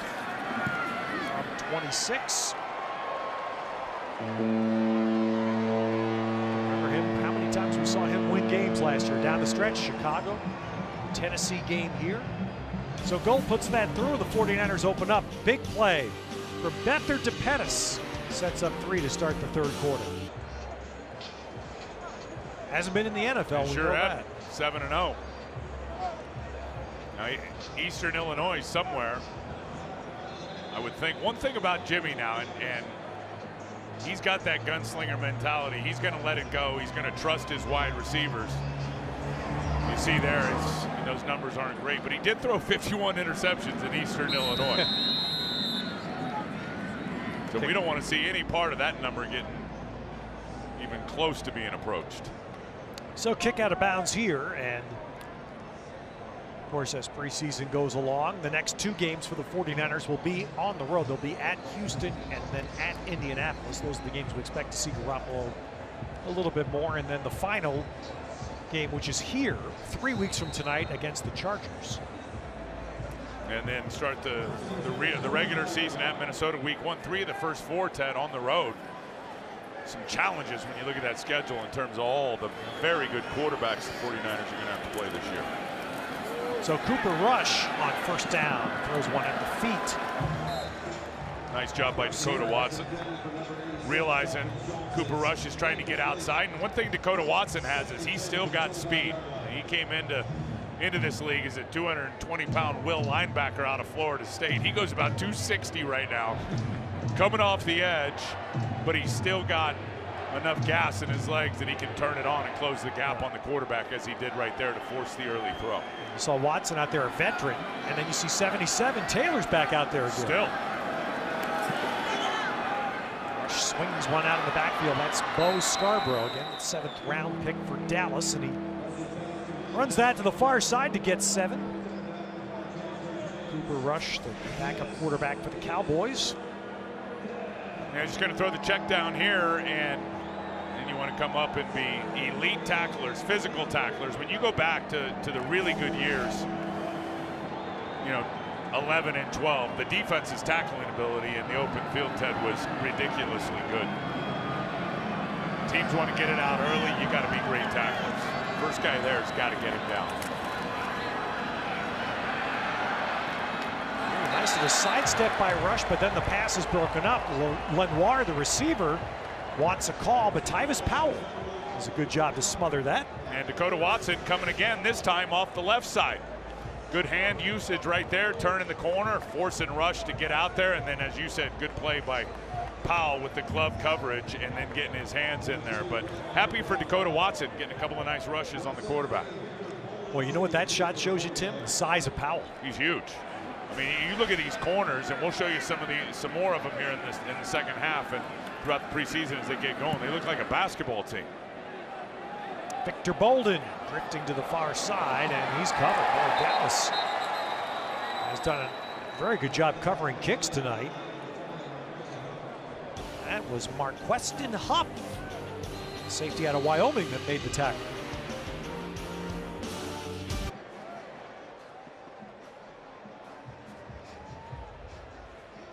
Jimmy has the earpiece, but he's not mic'd, so he can't tell us the last time he lost as a starting quarterback. But the Bud Light trivia answer will tell us, yes, it was in college, by the way, in the playoffs. Towson beat Eastern Illinois. The score of that game, though, was 49-39, so it wasn't about Garoppolo, as you can see how well he played in that game. Yeah, 321 and 4 TDs. You know what's great about him is sign him to the long-term deal, then start recruiting. Go out and get Richard Sherman, the guy standing right next to him. Believe me, that was part of the draw for Richard. Underneath throw here by Becker. That's Ross Dwelly again, who's from the camp's tight end. Ross Dwelly, El Dorado Hills High School, so another NorCal product. So that's a first down on first down.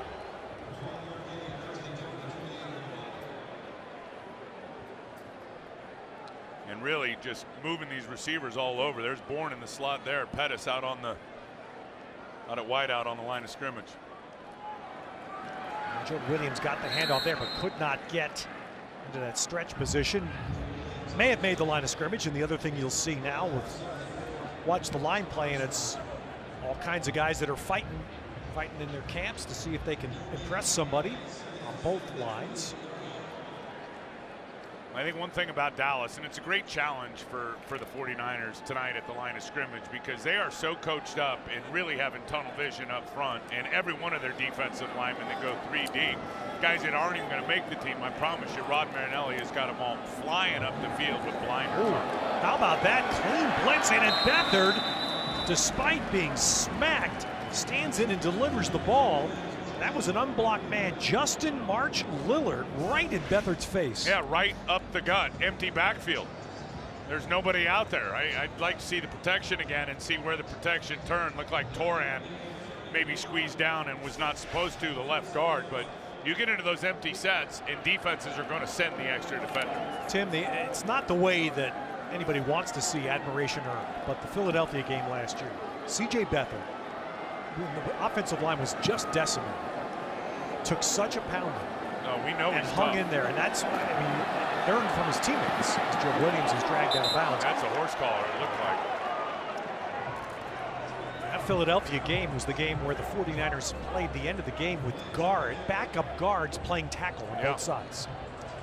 Yeah, that was, and that's, remember that flight home, it was like, oh man, and with all the injuries, that's where Joe got hurt, Gilliam came in, got hurt. You talked about how they had to finish with the O-line, and then Garoppolo was in the building the next day. So 24 hours changed everything. Which was awesome. That flight was probably the worst flight in my tenure with this team. That was rough. And the next afternoon, it seemed like there was a lot of hope there after that game. The phone buzzes and you see this thing. What? Yeah.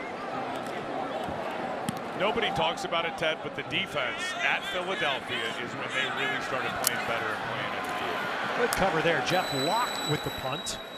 And the 49ers did a good job of covering that punt. That's Emmanuel Mosley, safety out of Tennessee, and it got down. Our Chevron standout performer. He just knows he's on camera right now. Joe Stanley will play the 9 and 11 p.m. shows at Cobb's Club in San Francisco tomorrow night. He'll be here all week, and he'll be happy to do it. We're going to come down from the clouds, fly down on the wings of an angel, down onto the football field. The angels of death is what they call us. Hey, give me one. Do one. Huh? Just make up one. See what you got. Just make up one. I'm not like you, son. No, you can. Just make up one. I'm not like you. I'm mic'd up, by the way. Notice that Reuben Foster's been hanging close to Joe tonight? Oh, yeah. Enjoy Watch out, Joe. Get that far away look in his eye, Ted. Better watch out. He is a clown in a good way. That's 12 years. It hurts to get down on a knee. You see that? He needs to get one more pass thrown to him. It's like, man, this needs one more pass. See, when you start every game, you don't realize it's tiring standing on the sideline. It's almost worse than playing. Bo Scarborough was tackled for a 3-yard loss on the first down play for Dallas. Now Rush escapes, and he's got a wide open man in the middle of the field in 49er territory. So that'll be a big gainer and a first down to Marchie Murdoch. Well, there was nobody in the middle of the field. I don't know if it's Chancellor James, the safety that came here last year out of Boise State. He's playing really as the linebacker or safety in the box. But as soon as Cooper Rush rolls out, everybody vacates the middle of the field. And then you see 43, Chancellor James trying to play catch up. So somebody busted something in the middle of the field of the defense, trying to get after the QB. Eventually, Anton Exum there for the tackle. Underneath throw here is caught. I believe that's Dalton Schultz, who's a 4th round draft pick and familiar name for local fans. Played at Stanford. Yep. Got an awful lot of good tight ends that are coming out of Stanford to the NFL. Schultz will be another guy because the Cowboys lost their top 2 tight ends. Both retired. Jason Witten, one of the greats of all time, and then James Hanna. So second down here for Dallas as we hit the 7-minute mark remaining in the 3rd.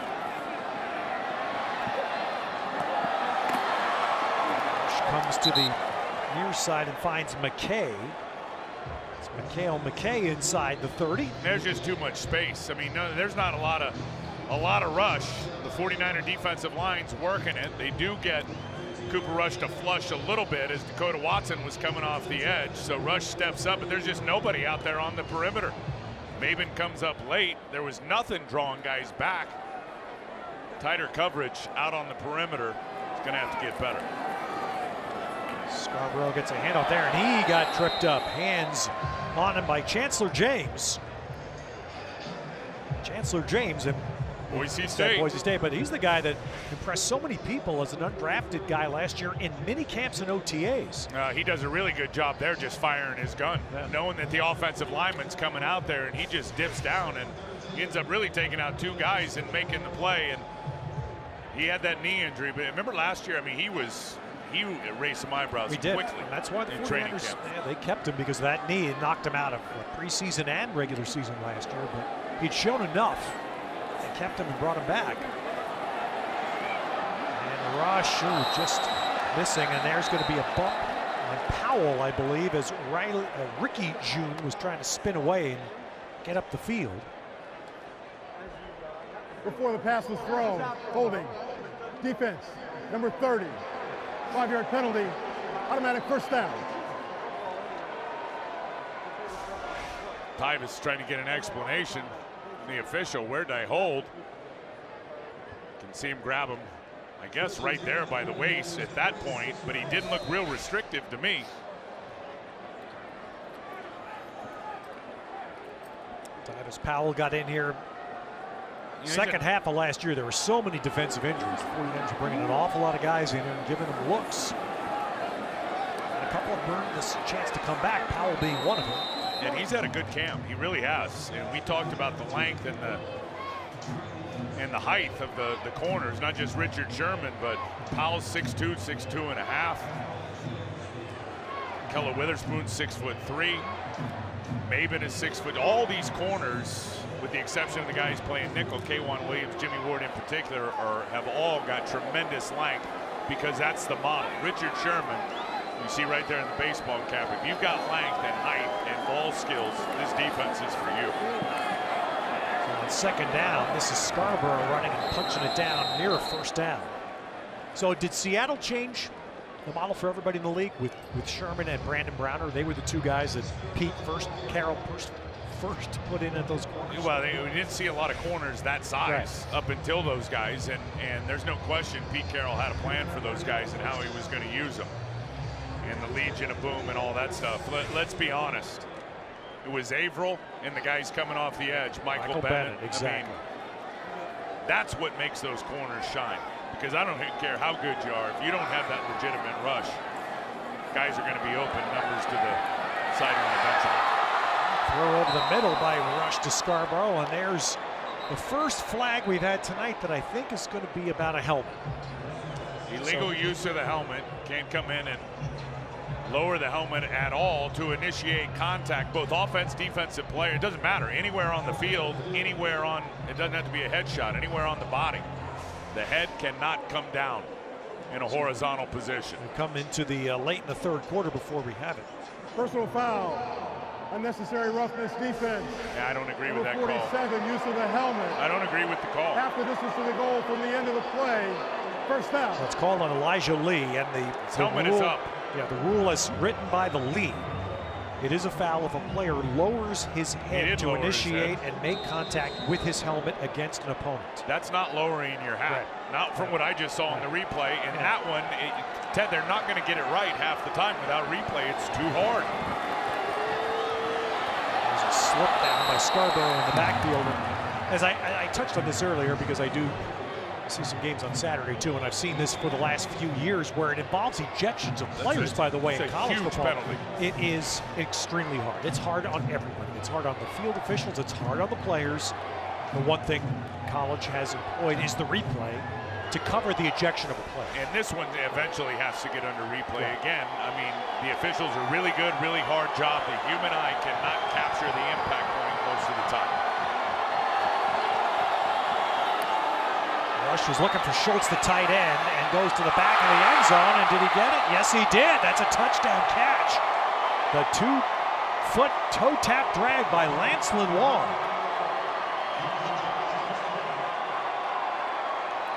Western Illinois. So I don't know if he ever played against Garoppolo. Western plays Eastern, but it's a nice play. Boom. Yep, that's the two-toe drag for sure. And it's what every Tyvis Powell just has his feet stuck.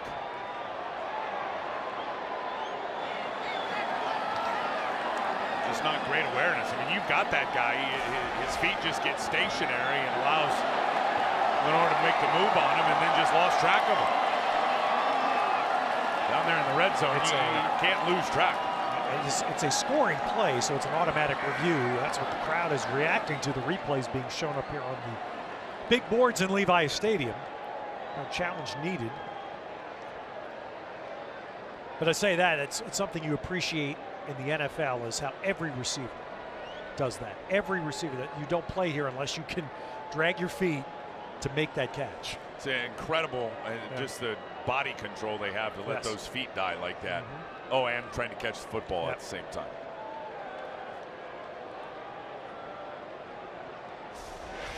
So apparently they are continuing to look at this. All right, let's see. You got to have control. There's control. The left foot is down. It did look like the right toe drug. I saw a little bit of grass come flying up. That's a touchdown. And it is now approved from upstairs, so touchdown stands, and Brett Maher will kick here for Dallas. So the Cowboys answer a field goal by the 49ers earlier in the quarter with a touchdown of their own. Well done by Cooper Rush to Lance Lenoir, 21-10 Dallas.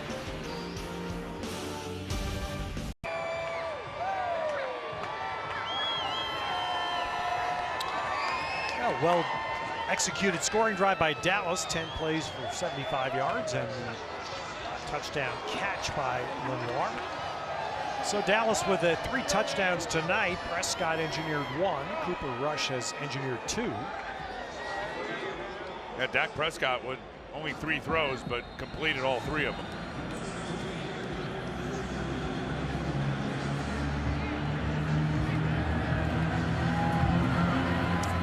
Mark kicking off. You see the first noticeable thing is that nobody can run on the kicking team. They have to start from a stationary position. Well, reminder that you can get news from the 49ers anytime you want, including interviews, streaming videos, staying up to date, brick by brick, with your favorite team by visiting 49ers.com.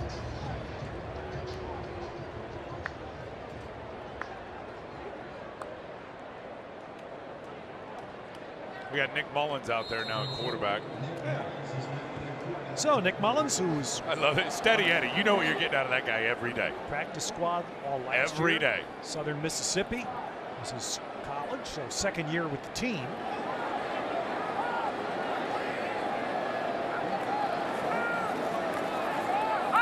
First throws to Richie James. So Richie James having a little bit of action here tonight.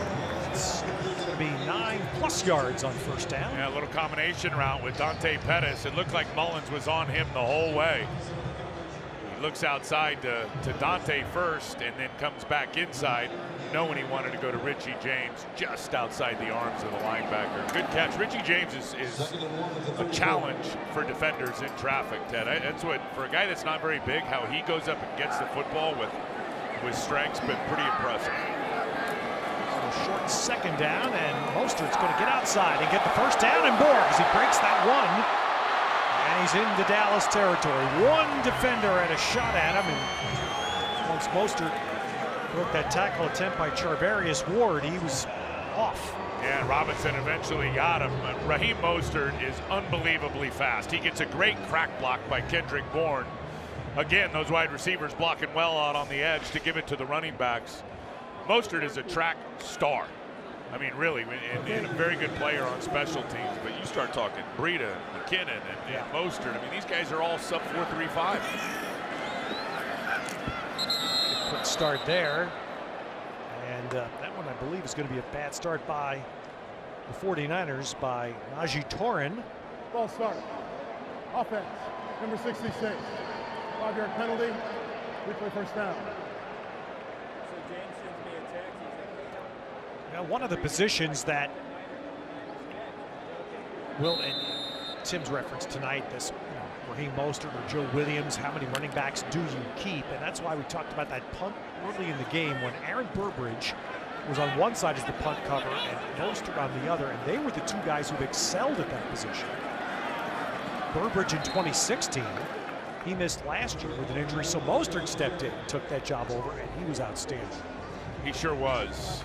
And you've mentioned also has the return skills. He just can do so much for this team. And that's where it's going to be a challenge for Joe Williams. Now, Joe's got the leg up on him in terms of, his entry point as a 4th-round selection. And ideally, you like to keep the 4th-round selection. But if he's not as good as the guy in front of him, good coaches know what to do, and they keep the better player. So there are 3 receivers to the top for Nick Mullins. Free play here with a jump off side, and that's an extension and a near miss on the catch, and then a late flag comes in. So Victor Bolden just had that ball go off his fingertips. A couple of flags, one over on the sideline of the Cowboys, and then one that came from the back judge late, as you said, as it looked like Bolden had it until the ground knocked it out. Victor Bolden is going to have 49ers will have to have a decision there because Victor Bolden is going to miss the first 4 games of the season. Fouls there in the play, both by the defense. Offside. Defense number 99. That penalty is declined. Pass interference. Defense number 26. Automatic first down at the spot of the foul. So Bolden, who did a lot of kick returning for the 49ers last year, but he has a league suspension, so he can't play the first 4 games. And they'll get a roster exemption for that. But then what happens when he comes back? That's what makes his situation a little bit dicey in this training camp. I'm telling you, this competition for, and who knows how many wideouts they're going to keep? At least 5, maybe 6. Who knows if one more because of the suspension? But to watch that thing shake out is going to be something to watch. A lot of competition. So Mostert punches ahead for a few yards. The one thing it does allow the 49ers is ball's a out, little bit of injury. Oh, let's see, was it blown dead? I don't think so. I didn't hear a whistle. Cowboys are saying no. We haven't seen an official.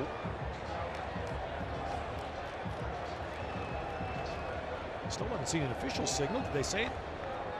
Ruling on the field is that there was a fumble. The defender picked up the ball and was down by contact. It's Dallas's ball. First down. So, a fumble by Mostert.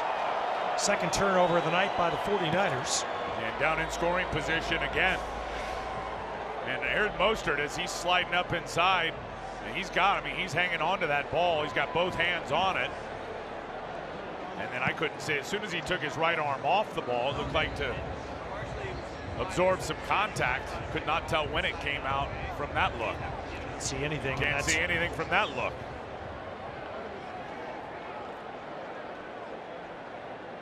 One of the problems in preseason football is going to be the camera angles won't be the same to allow the coaches to have that opportunity. Well, not just the angles, but the number of cameras. Right, exactly.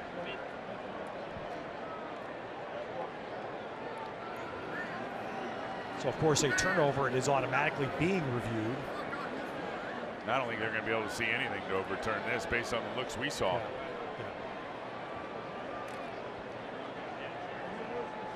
And it's the problem is, of course, it goes and it jams right into the middle of the field amidst all of the bodies. So, call on the field's going to stand.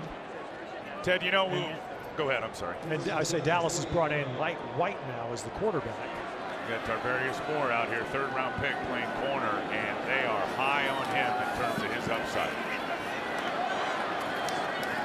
So that's Darius Jackson getting a handoff in the game. Mike White, the quarterback for Dallas, he was a draft pick. He played 2 years at South Florida and then 2 years at Western Kentucky. Further example of where you find players. That's where right. you find, especially the way that offenses have changed from high school football to college football. So many schools now are just winging the ball all over the place. Basketball on grass. Swung out here, and Jackson runs it down the far sideline, takes it up near midfield. Come with a safety blitz off the edge. Robert Saleh. Unblocked. I believe it was Terrell Williams, but Corey Toomer not there fast enough as the cover-up defender for that running back out there on the swing route. And if you're not going to block the safety coming off the edge and the guy's going out for a route, you got to have a defender that's ready to cover up for the blitzer. We have a Cowboy player shaken up here in the last 30 seconds of the quarter. There's Robert Saleh, starting his second year as the defensive coordinator. I was talking to him the other day, and we were talking the Philly game. That's really when the defense started playing better. As good as Philadelphia was offensively, that's the game when things started to click for the defense. The run defense got so much better as the year went on. And I think in knowing Robert, he knows, first and foremost, you better stop that run. And you go back to the 16 season, we all remember how bad that was at run defense. So they clearly got so much better in that area last year. Now here's the big question, Ted. Can they close the door in games with a pass rusher? Yes. And tighter coverage? That remains to be seen. And I think red zone was another area on both sides of the ball. The 49ers want to be better at this year. And I think, who knows, but I think we'll see some different coverages with Richard Sherman on board down in the red zone. Jackson bouncing this to the left outside. Good effort there, Darius Jackson. Guy trying to prove something. He's been in the league for his third year now, and he's not played in the game yet in the NFL. Out of Eastern Michigan. A nifty little move on Nzauchu, who looked like he should have had him right in the hole. All right, so Dallas into San Francisco territory as we come to the end of the third quarter. Cowboys have had a pretty good offensive night. There's the best 49er offensive play of the night, Heather DePennis. But it's Dallas with the lead heading to the fourth.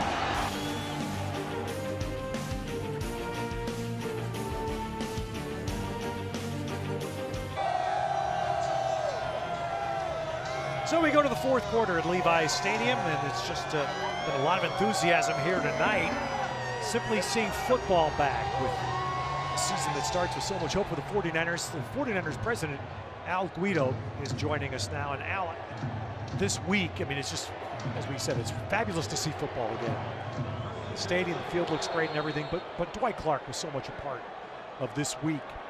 And the announcement that you made the other night on behalf of the York family about the statue that's going to commemorate Dwight as part of a season-long honor for him. Yeah, it was a really special night. You know, Ted, an 8-7, then fitting. Obviously, we're playing the Cowboys. I know it's a preseason game, but last year, DC Day, we played the Cowboys, having Dwight be here, speak to the fans. We wanted to do something special for him and honor him this year. I know you guys showed the bunting where his logo is going to be all year long. It's also going to be on the field when we're playing the LA Rams. And I think the big one is the statue that we're going to have out in the Intel Plaza. You know, we wanted to replicate the catch. So that's Joe Montana at 7 feet tall, Dwight at 11 feet tall where he was making the catch, the exact distance of the throw, 23 yards. And that statue is going to be rolled out Saturday, the day before we play the LA Rams on Sunday night. First of all, Al, That's awesome. I'm taking my tie off. If Guido can do it, Ryan can do it. Preseason, right? Robinson, you got to be next. We missed the memo, Tim. We did miss the memo, but we will miss Dwight. And seriously, just talk about his legacy in '87, and he was so much more than just the catch. You know what? We talked about it the other day, and it was interesting to hear when people talk about their teammate, they mention family and friend and love, and those are things you don't think about in football per se. You know, Tim, you're in a locker room, and what I found striking is all the stories were about Dwight sort of off the field, what he was in the locker room, and to me that was just super cool and super interesting to be. And I got my own stories, things he said to me during breaks. After DC Day, he left me a voicemail message I'll never delete. And honestly, the last thing he said to me was, Al, just take care of my guys. You and Jed, I can't thank the family enough for everything you did for me today. But one final thing, take care of my guys, raise money for the Golden Heart Fund. And that's what he was about. He was about all of his guys. He was about his family. He was about his kids. I mean, that's what DC meant to all of us. It wasn't just what happened on the field. It was all the things that happened off the field. He was just a great ambassador, not just for the 49ers, but for the NFL. And so that statue is going to be, that's Alumni Weekend? That is going to be Alumni Weekend. That's right. So we're going to spend that whole weekend raising funds for the Golden Heart Foundation. We're proud. We've been able to raise about $2.5 million to date. And we've given out over $100,000 in grants to our former players. And it's a great way for our former guys to reach out. And, you talked about it a little bit the other night, Ted. It's not just, it's not a handout. It's a hand up. When our guys need help and support, with whatever's going on. And maybe something's not going on with them, but it's with their family.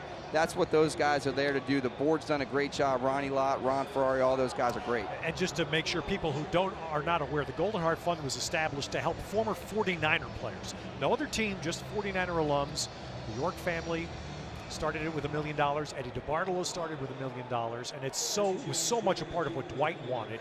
You can visit goldenheartfund.org if you'd like to learn more about something that is so important to the people of this franchise.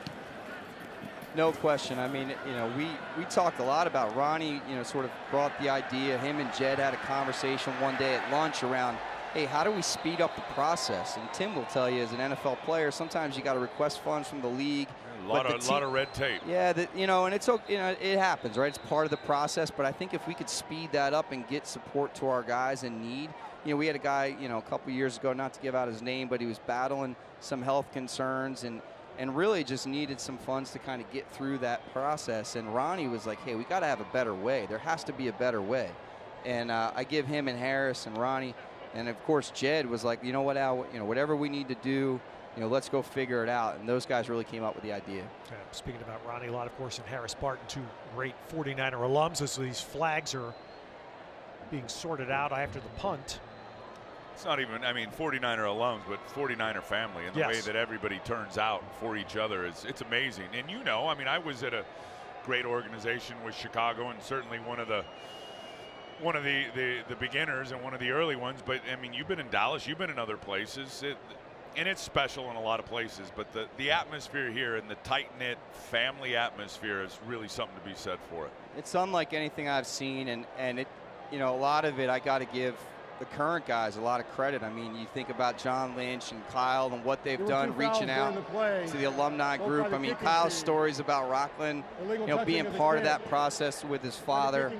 I think there's a good connection there. And obviously John, they always call him the adopted son, right, in Stanford. But for us, having those guys in the fold with our current players, watching Steve Young come down and talk to our quarterbacks and what that means, it's invaluable. And it's not just on the field stuff, it's off the field stuff too. And seeing all those alumni guys come back last year, and that speaks to Dwight, right? What guy could bring a group like that back, the 81 team? It's Dwight. And to have that come together, we've now just kept it going, on his, in his behalf, really, because it means so much to this organization for those alumni guys to give those guys what it should be to be a 49, what it means to be a 49ers. Right. All right, we have a repunt here. You can see Ron Torbert's signals. There were 2 fouls. Dallas illegally touched the ball, and there was an illegal formation. The 49ers took the formation penalty to force this re-kick. Since the ball was down at about the 2. So Marr hangs us up there. Richie James will let that go, and it is going to be to the end zone. So that will be a touchback. So we'll continue with 49er President Al Guido after we take this first break in the fourth quarter at Levi's Stadium.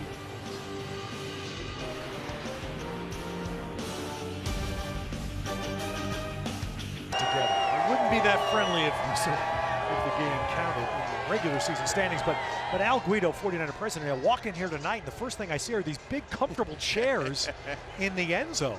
I ordered 3 of them for up here. I'm assuming they'll come later. They're pretty nice, aren't they? Yeah, no, we put those in this year. We've tried to improve the building every year, and obviously there's only about 60 of those. They're all sold out for the season. It's tremendous. You know, we don't have courtside seats, right, in football, so that's the closest you can get to the action outside of playing. So they've been a tremendous thing for us, but a lot of it is just continuing to improve the building and the fan experience here, Ted.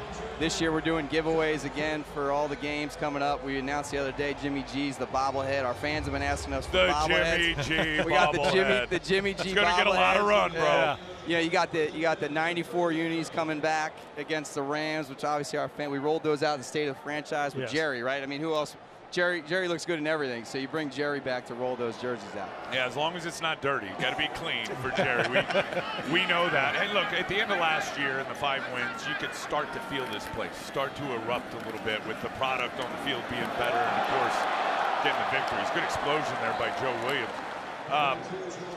But talk about, I mean, a lot of new bling. You talked about the stadium, as you said. It does look better every year, which you guys have done to it over the last 3 off seasons. But talk about getting ready for the opener and anticipation of the 2018 season. I believe it's the Lions is the home opener.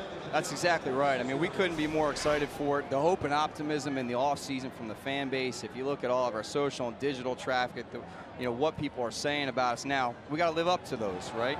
And, if you look at our brick by brick and all the content that the team is pushing out from the 49er studios and how fans are consuming that, again, we renewed at a high rate for season ticket holders. Over 97% of our season ticket holders renewed, which just speaks to the faithful. They stuck with us through those first couple years, and, hopefully we're building something now that they're proud of. And we added elements into the stadium last year to make it feel a little bit more like home, the Hall of Fame, the imagery. But you know what?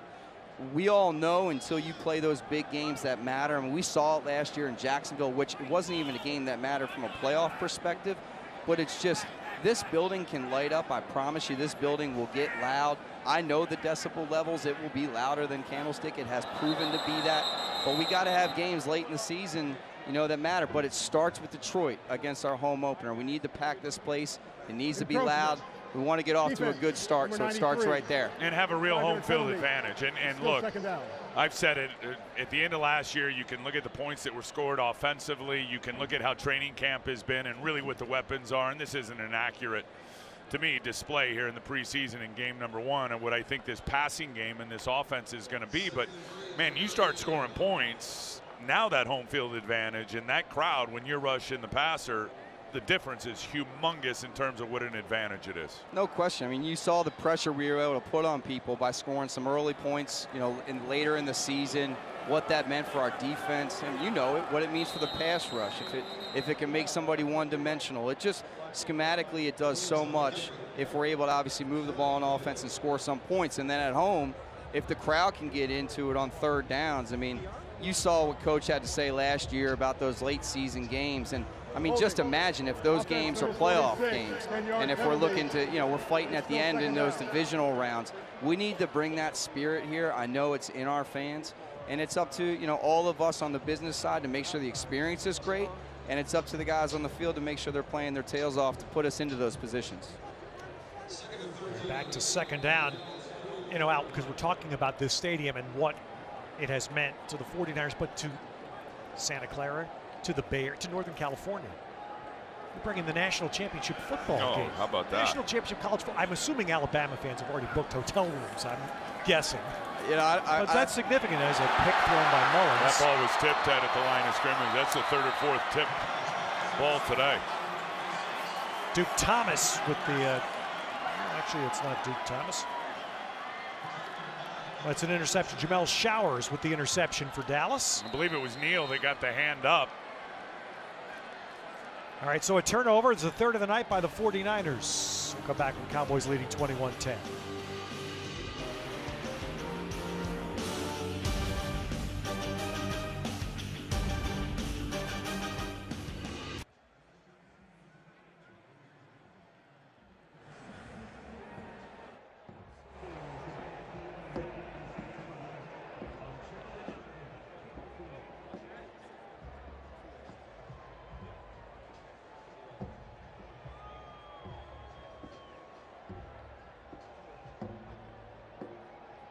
Beathard and now Nick Mullins by tipped passes, and here's another one that causes a pick. Yeah, it's Richard Ash right here who gets his hand up just off of his fingernails, and then Showers is just sitting right there waiting for it. Tips and overthrows in the middle of the field against teams playing zone defense. The ball gets tipped up. Recipe for a takeaway. And my correction there, that was Duke Thomas who caught the tipped ball, but Dallas has it on the third turnover tonight by the 49ers. So let's continue with 49er President Al Guido. We were talking, Al, just before the break there about the fact that among the great events that have come to the stadium already, here comes the national championship of college football.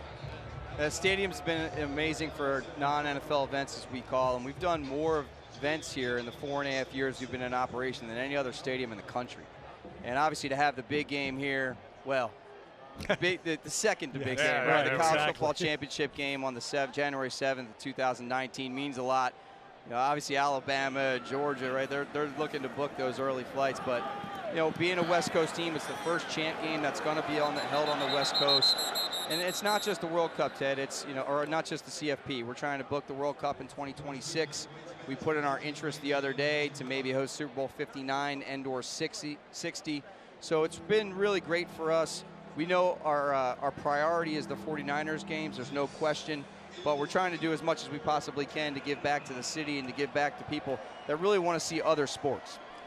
What should fans that are going to be coming out here expect during that national championship weekend? It's going to be a great weekend. Most of the events are going to be held down in San Jose. We got 3 days worth of concerts being hosted by ESPN. They're all free to the public. We have ticket packages that are on sale. If you want to go to the game right now, go to BayArea2019.com if you're interested in coming out to the game, or just look at 49ers.com and call up your service representative. For anybody who's a San Francisco 49ers season ticket holder, you have access to that. Same thing with suite holders. It's an amazing experience. I've been lucky enough to go to the first 4 games.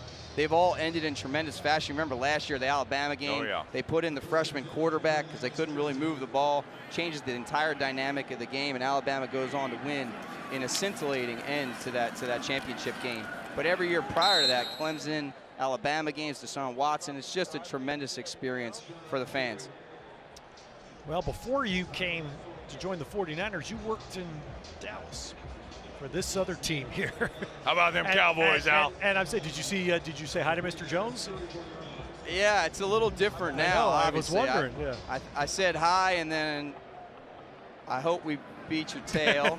I didn't say that, and then I hope we'll both stay healthy. I mean, I think, you know, as we get through these preseason games, obviously the roster spots and the battles are important, but you know, we want to get to a point where we're playing in those regular season games with our guys. We got a little nicked up tonight in a few spots, and hopefully those guys can come back healthy. But there's no question. I mean, you know, I'd love to see these guys and beat them, you know, in a game that mattered. But you know, first and foremost, we got to play well in our division to ever see these guys down the road, and hopefully we can take care of those division games. You know what?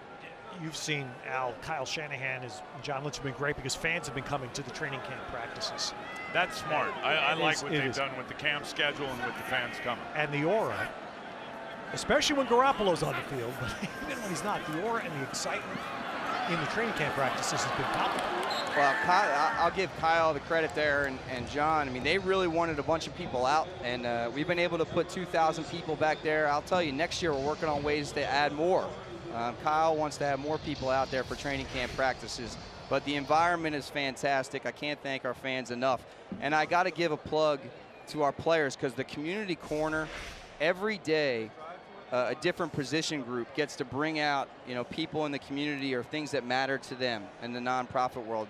You saw the other day, Solomon Thomas and defensive line guys brought out people with mental illness, obviously near and dear to everything about him and his heart. And you know, that's all our players and what they do off the field. They're a tremendous group of guys, not just what they do on Sundays, Mondays, and Thursdays, but what they do all year round. They're fantastic. Well, and that starts at the top with you guys and with the coaching staff, and how you guys spread that message of being real and being part of it, being accountable, and being 49ers on and off the field. All right, well, thank you very much. I just want to say, you know, let's have a great season, faithful. Al, thanks. Al Guido, 49ers president. We're back to the fourth quarter at Levi.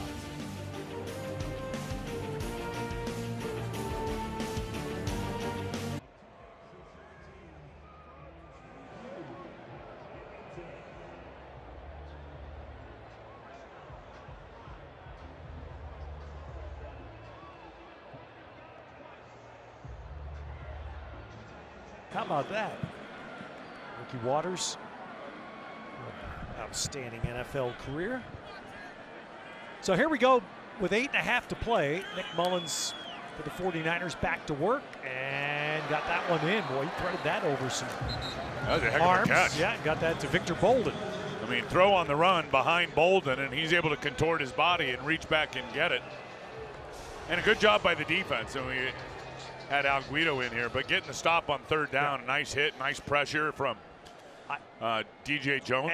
And you know, a guy you talked about earlier, Peter Talmon-Pena was in on that last pressure as well. And I'm telling you, Ted, he has gotten so much better, and he's going to get opportunity throughout this preseason to rush the passer, something he certainly was able to do when he was at Utah. Mullins off play action, and that one can't. Wow, after all of that bobbling, it's going to be an incomplete pass. Bolden could not hang on. It's a good throw.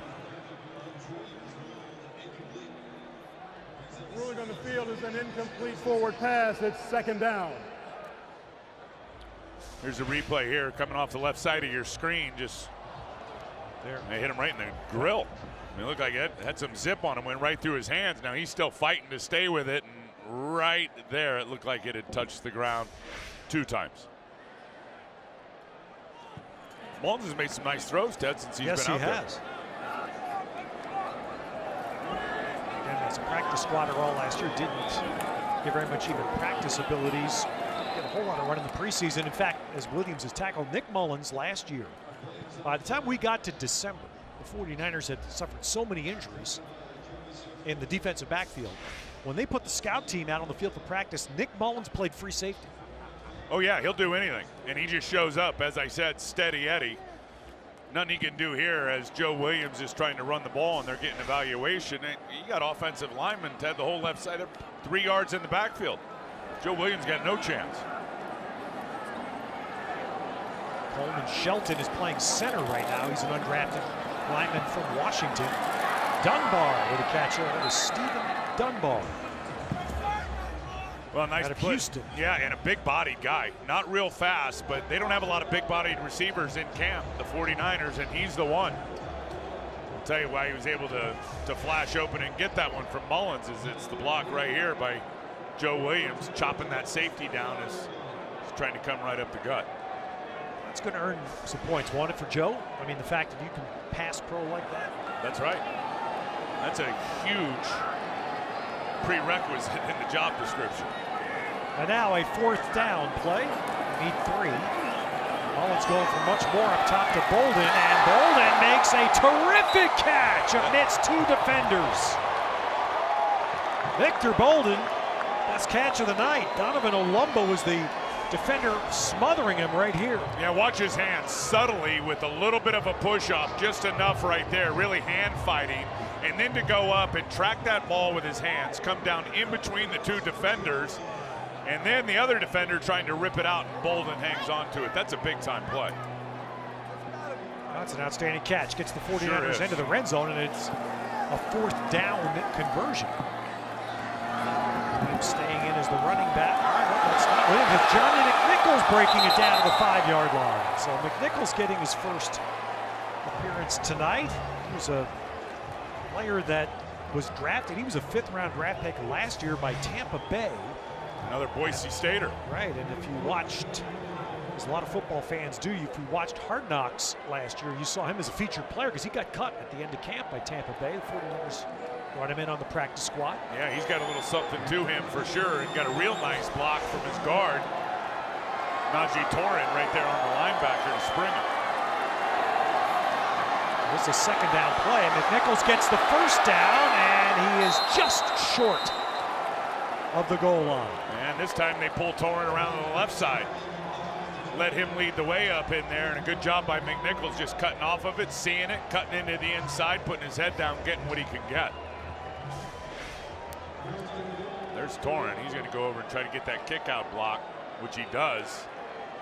It was a busted tackle on Neal and able to pick up a few more yards, get it down inside the 1. Well, McNichols, the deep back. Nick Mullins under center.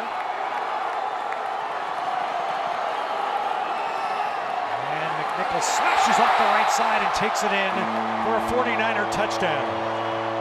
That was a nifty little move in the backfield. Looked like just a little shuffle sideways, Ted, and then he turned on the gas and punched it in.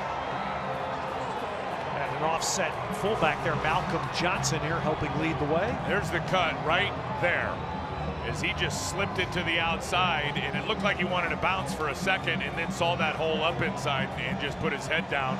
Goes through the line of scrimmage square and across the goal line square. And now with a 5-point difference, the 49ers will go for 2. Ball placed on the right hash. Kendrick Bourne is to the top, Victor Bolden to the bottom.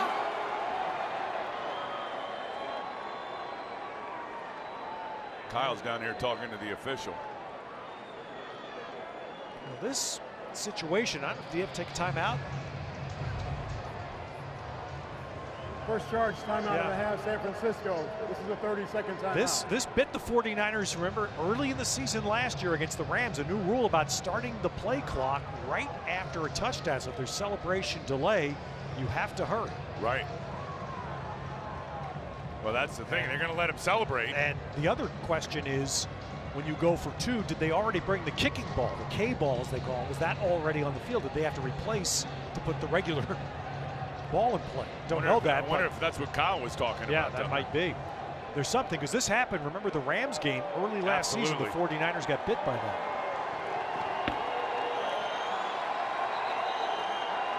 There's the conversation going on now between members of the officiating team, including the referee Ron Torbert in the backfield. The clock will stop for an official's timeout. San Francisco did not call a timeout, will not be charged with a timeout. San Francisco has 3 timeouts remaining. I think it had to do with that ball, Ted. I think you're right. It might be. So it was something there that was wrong, but again, it was part of the initiative to keep the game moving last year and to stop the elongated celebrations. Is that the play clock starts basically right after they signal touchdown. And that really hurts if you're trying to put a 2-point conversion in play. All right, so here we go for 2. See what Joe Williams has got. Yeah, Joe's the running back. 2 tight ends. The Dallas jump. Yes, they did. Fade is broken up, and I think Dallas jumped. And there's another flag in the end zone. So the 49ers are likely to get another try here. And Kendrick Bourne came down a little awkward. It looks like he either got the wind knocked out of him or something. I'd be surprised if he doesn't take a knee here in the end zone. He mistimes his jump as he's going up for it there and then just gets ripped to the ground. They ran it hard. Ran it hard on his back. Yep. There was a flag at the lines. There used to be 2 fouls. There were 2 fouls during the play, both by the defense. Offside. Defense is declined. Pass interference. Number 39 of the defense is accepted. The ball will be placed at the 1-yard line and we'll replay the try. So the 49ers obviously will stick with a 2-point try here from the 1-yard line. Yeah, and there's the offside right up the gut.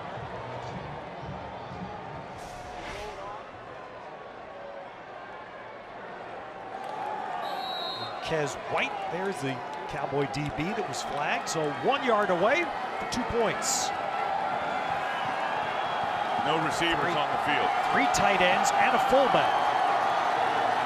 And they're just going to run Joe Williams straight ahead, but I don't think he got there. Somehow a Cowboy got in. Oh, a Cowboy defender got in there. I don't know if he ever got the ball clean. Well, that's something. Lining up in what should be a strong look here. 65 got in there and got a piece of him pretty quickly. Austin Larkin. Well, low man's going to win on the goal line, and that's what the Cowboys did there. As you said, that knifing penetration by Larkin, and everyone inside of him was stout at the point of attack as well. Jason Garrett's getting an explanation, I'm assuming, about that timeout, no timeout. But with 4:24 to play, the Cowboys retain a 5-point lead.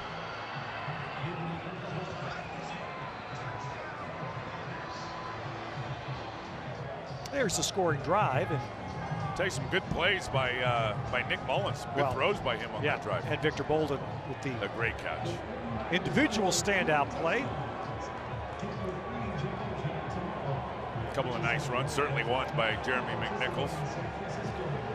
The 49ers will have a couple more practices here in Santa Clara over the weekend. They will go to Houston next week. They leave Monday. They will go to Houston, as a lot of teams are doing right now. In fact, the Rams went all the way across the country, just did this in Baltimore. No, and we did that a few years ago. 49ers did. And nobody likes going east in the preseason. Well, all the way across the country is bizarre. Yeah. But, 49ers have done this with Denver a couple of times. Denver was here last year for it. Now this year it'll be the 49ers going to Houston. They'll have practices on Wednesday and Thursday. Joint practices against the Texans. Yeah, I'll be there. I think we take off Monday. I'm going down. Walk through on Friday, and then Saturday night, Saturday night will be the second preseason game. They've got a lot of changes to their staff too. The Houston Texans. Vrabel gone. Defensive coordinator, now the head coach. Tennessee. So Jeff Locke with a kickoff, and it's run back well by the Cowboys outside the 30-yard line. That's Trey Williams, first year back out of Texas A&M. So let's take a look at our tuft and needle tackle of the game. This is on the opening drive. Buckner and Thomas. Great move by Buckner. That's his patented move, his best move, and it's the swim to the outside shoulder of the guard. He swallows up, or attempts to swallow up, Dak Prescott, who squeezes out, and then Solomon Thomas there to clean it up.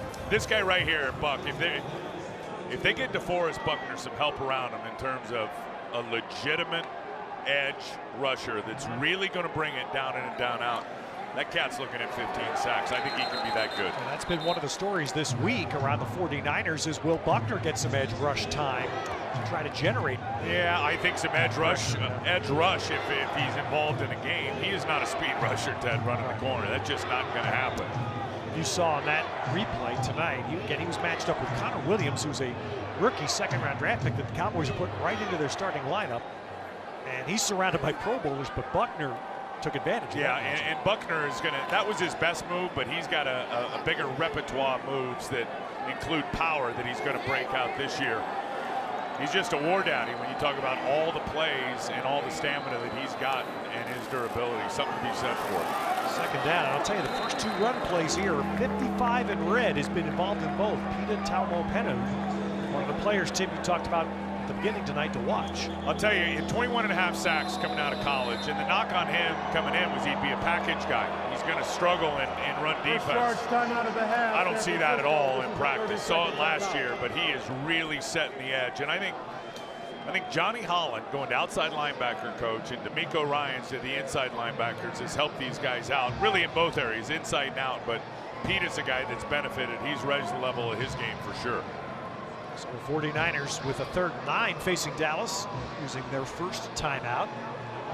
They get one more possession. We've talked about a lot of these defensive backs. Haven't talked much about Emmanuel Mosley, who's been out there. And I think he has an opportunity to make some noise on this team. Now, there's a long way to go. He's a college free agent out of Tennessee, but he's been active, to say the least, in training camp. And DBs, that's going to be you're going to have more DBs end up on the 53 than any position. We have 10, I would assume 10 guys. That's what safeties and corners. That's another evolution of the game, because you play 5 or 6 on every down in the regular season.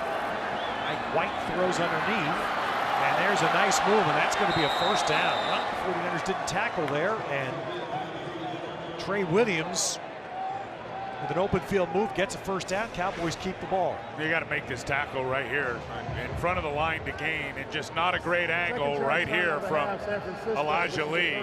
That's a good cut from the running back, but then you hope Elijah can make that play for the first down. So that'll let the Cowboys take the game clock likely down to the 2-minute warning with this set of downs. Scott Linehan there with the headset on. Once upon a time was a head coach of the St. Louis Rams, and he stayed on. Again, Jason Garrett changed a lot of players. He lost a highly regarded coach, Matt Eberfluss, went to Indianapolis, where he's going to be the D coordinator. Yep. That one, and Rich Bisaccia was their longtime special teams guy. He went to Oakland. They kept Linehan as the OC, and Marinelli as the DC. Yeah, and they're both really good. I remember doing games when Scott Linehan first came in the league, and he was the offensive coordinator for the Minnesota Vikings. And you remember Mike Tice was the head coach up there at that time, and they had the Randy ratio. Knew his Hall of Famer, Randy Moss, in Pro Football Hall of Fame, but Scott Linehan and Mike, they had the Randy ratio that there was a certain amount of throws that were going to Randy Moss every game, no matter what. San Francisco. This is the 32nd time. I don't think if Linehan, I don't know if he really thought that was a great idea, as good as Randy was. The Randy ratio. The Randy ratio. I hadn't heard that before. Oh, yeah. I think Mike Tice came up with that one. Like, this guy's that good, we got to throw him the ball this many times, period. Well, you know, you talk about Linehan throwing the ball, yet the Cowboys went 13-3 last year when they ran and ran and ran. And last year, Elliott missed 6 games. They split those 6 games. They end up going 9-7. No, they're very stout at the line of scrimmage. And if you can run the ball, which they can do, and you can play defense, and I anticipate they will. They got some good players, a lot of new players on the back end. Their front seven's got some big-time players. They're going to be right there in the NFC East. On second down, the 49ers have used their last timeout. Misdirection pitch, and Trey Williams to the sideline, and he goes out of bounds. And there's Pita Taumapenu. Good play. The 49ers get the ball back, and they just saved about 40 seconds. Yeah, Pita is just such an explosive athlete in terms of his ability to pursue and get after it. But again, I think what they've liked most is setting the edge in the run game. And it hasn't just always been against tight ends, which he just did there, was able to shed and discard the tight end and get on the ball. But he's done it through training camp against offensive tackles, so it's been good to watch. So it is third down now, 3rd and 9. No timeouts, but that out of bounds by Trey Williams means the 49ers will get the ball back if they can stop right here. And they will stop with a sack. And that's Julian Taylor. He's played this whole game. Well, I was just going to say, Julian Taylor is going to get a rarity in preseason football, a complete game. Yeah, he won't have a baseball anymore. He won't have a complete number of plays, whatever the play is, but he's played every quarter of this game. He's played on the left, he's played on the right, he's ran games. With the defensive lineman next to him, has been effective in the run, getting push, and that time right there finishes it off with a sack. He's been really impressive today, starting out there for Eric Armstead, who we haven't even talked about, Ted, out with a hamstring injury. That was Chris Kiffin, you just saw the new coach added by Kyle Shanahan to help with pass rush plays, slapping Taylor. 7th round draft pick out of Temple, and again only started 9 games in his college career. Impressed enough to beat draft Victor Bolden here. And a nice little spin and return, and he's still going. So Victor Bolden out close to the 25, and the 49ers will have exactly 2 minutes. Julian Taylor's one of those rare birds, Ted, that came out of college football already knowing how to play the run. This is a 2-minute warning. I mean, he is an old school player, could play in any era. That's what he does.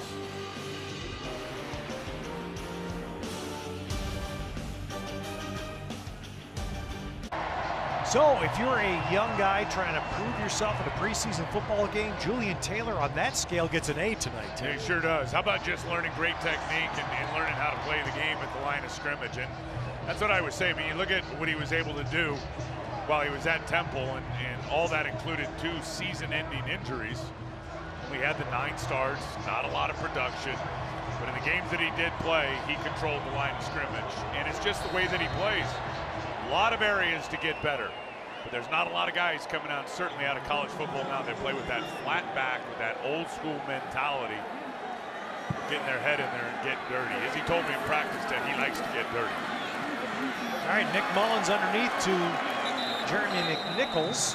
That pushes the ball out across the 30. The 49ers have no timeouts, and they need to go to the end zone with a 5-point deficit. Another great situation for Kyle Shanahan. Ball, it's caught. It bounced off one receiver into the hands of Dunbar. Yeah, that was off Ross Dwelly's hands, the tight end, and then Dunbar came up with it. A little magic to Nick Mullins tonight. There you go. Well, that's a tip ball that went the 49ers' way. Exactly. And Dwelly's wide open. Now there's Ross Dwelly running the middle of the field, and that's the Shanahan scheme that we saw so often the last 5 games of last year, was how open receivers. Well, he just looked those choice routes and guys opening up the middle of the field for the tight ends. It's obvious the Shanahans know how to use tight ends. Kyle's going to be really good with it this year with those guys. Good tackle there by Dallas to keep him in the field of play. No timeouts for the 49ers. That was White, Marquez White on the tackle. The 49ers have a chance to see if they can steal this game. Nick's done a good job handling this situation right here. And Mullins throws inside, caught by Bourne to the 15-yard line. So the 49ers got the first that's down. what I would assume. The sideline screaming at the 49ers to keep going here. Again, they cannot stop the clock, but they're going to have 3 to 4 shots here at the end zone.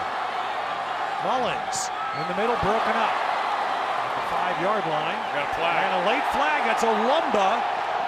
Donovan Olumba again guarding Victor Bolden. That was the matchup that Bolden made the spectacular catch on the previous drive. Yeah, it looked like he cannot come over the back, and that's what it looked like as he was trying to drive to the football. So in the NorCal Toyota red zone. Pass interference. Defense, number 32. Automatic first down at the spot of a foul. So 21 seconds. And the 49ers are going to have. Ooh, that was. Yeah, I hear you. Like pretty good defense to me. I hear you. There've been a few of those. 7 yards away. Probably can't run the ball with no timeouts here, but Nick should have 4 shots to the end zone. Yeah, you can run it and clock it for sure, but you're hoping for Nick Mullins right here. He popped this thing in. And Mullins to the middle, and it is a touchdown, 49ers, Richie James.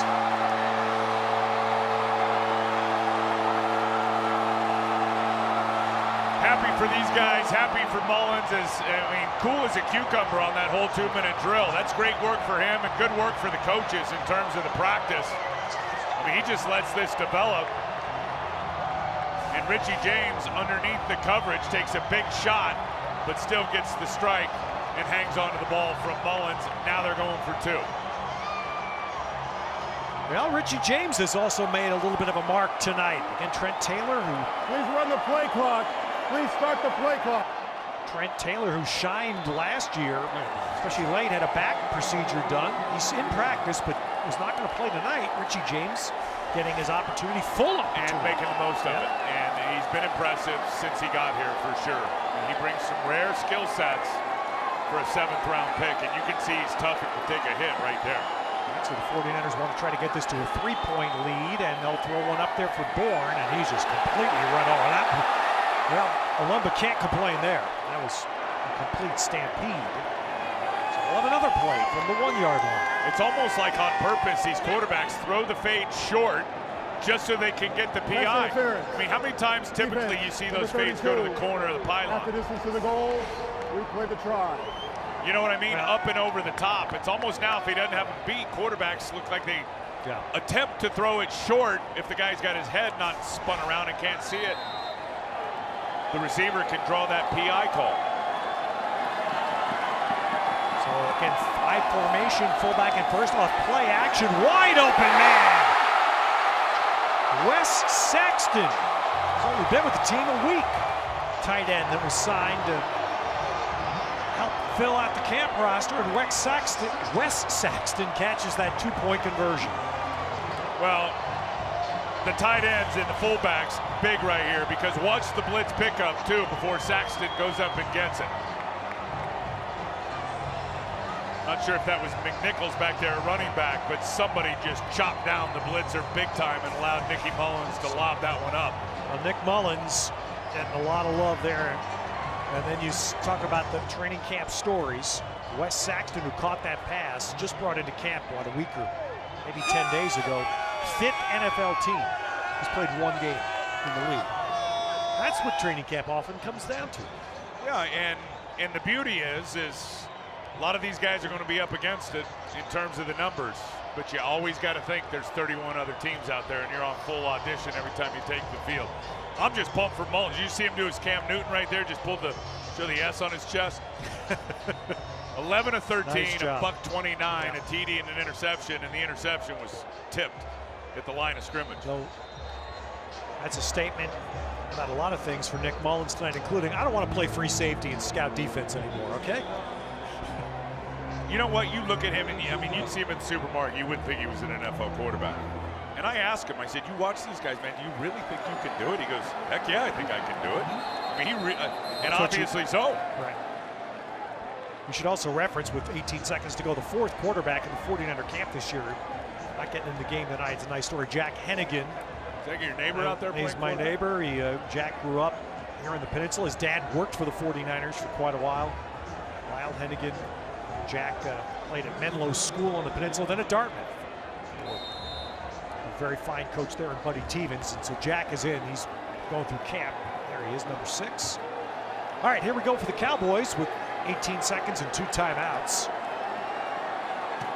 Great situation again, very little time, but Saleh wants to know if this defense has it in him to close the door. Mike White hits a ball to the 35-yard line, and the Cowboys immediately take a timeout. Second charge timeout.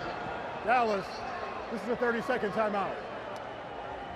We got different corners out there now. You got McFadden, Tarvaris McFadden out of Florida State. He's going to be playing left corner, another guy that looks like a small forward or a 3-guard. There's a guy right there, McFadden, who left college. He was at Florida State, declared for the draft after his junior year, and gets undrafted. Those are the stories you hate hearing. You know why it wasn't as good of a year? You go to he had 8 interceptions sophomore year, did not play nearly as well. But he's an undrafted player, so he's got to earn it. And he's 6'2", 205. That's that body type, Tim. Absolutely. And here's Moore over here. His 3rd-round pick, who's trying to make the move to corner. One timeout for the Cowboys. And Mike White stands in and whips one, and that is caught near midfield. And they did get out of bounds at the 50-yard line. That's a heck of a catch. It's a good throw by White as he got hit as he was unloading. Yeah, so Murdoch made the catch, and he did not go out of bounds, but Dallas used its last timeout. Off and soft coverage by Tarvarius Moore back here just in that pedal. That's just too easy. Gets there a fraction late, but you just, I know you don't want to get a penalty at the end of the game, but you got to play tighter than that. Cale McKay made the catch there at midfield. Well, the good news is they're not field goal range. 6 seconds, no timeout. So this is likely the last play, although they could throw a quick out. They want to, the 49ers playing off at the line. And that's what they're going to try to do. And it didn't start cleanly. Ball start. Offense, number 61. 5-yard penalty. First down. Ball start penalty. No runoff involved there. So well, because the clock was stopped. Running clock, and the game's over with a 10-second runoff. Timeout as a result. No runoff, but now they're 5 yards deeper. Again, they could throw a little out pattern if they wanted to try to kick a 65-yard field goal. And White's going to do that. Knifing play, and that Moore tackle goes out of bounds, which gives them one more play. Rico Gathers made that catch. They got high hopes for that former basketball player. That's another one of the it's the football version of Dr. Frankenstein. He's never played football in his life. He was a basketball player at Baylor and was drafted last year by the Cowboys. Never played football. They put him on IR for the year. You can see why they want him. I mean, look. Wonder if he ever lifted weights. Well, it looked like he did that a couple times. It's the Antonio Gates, Jimmy Graham model. Absolutely. So here we go with the Hail Mary setup now for the final play of the game. Mike White steps up, avoids it, and launches one toward the end zone. And it's going to be short of the goal line, and it is picked off, in fact, by the 49ers to end the game. And that is Terrell Williams, a 6'4" safety that went up there big and comes down with the ball. And the 49ers end up winning this first preseason game, stealing with a touchdown in the final minute. And one thing I love about tall guys back in the secondary are those Hail Marys and the chance to go up and either get it or knock it down. Much better chance with tall corners than those guys that go 5'8", 5'9", 5'10". Well, it's a preseason game. Those are old teammates, Joe Staley and Joe Looney, meeting. And it's a preseason game, so it's all smiles at the end, but the smile's a little bit better for Kyle Shanahan. 49ers pulling out over Dallas. We'll come back to wrap it up at Levi Stadium.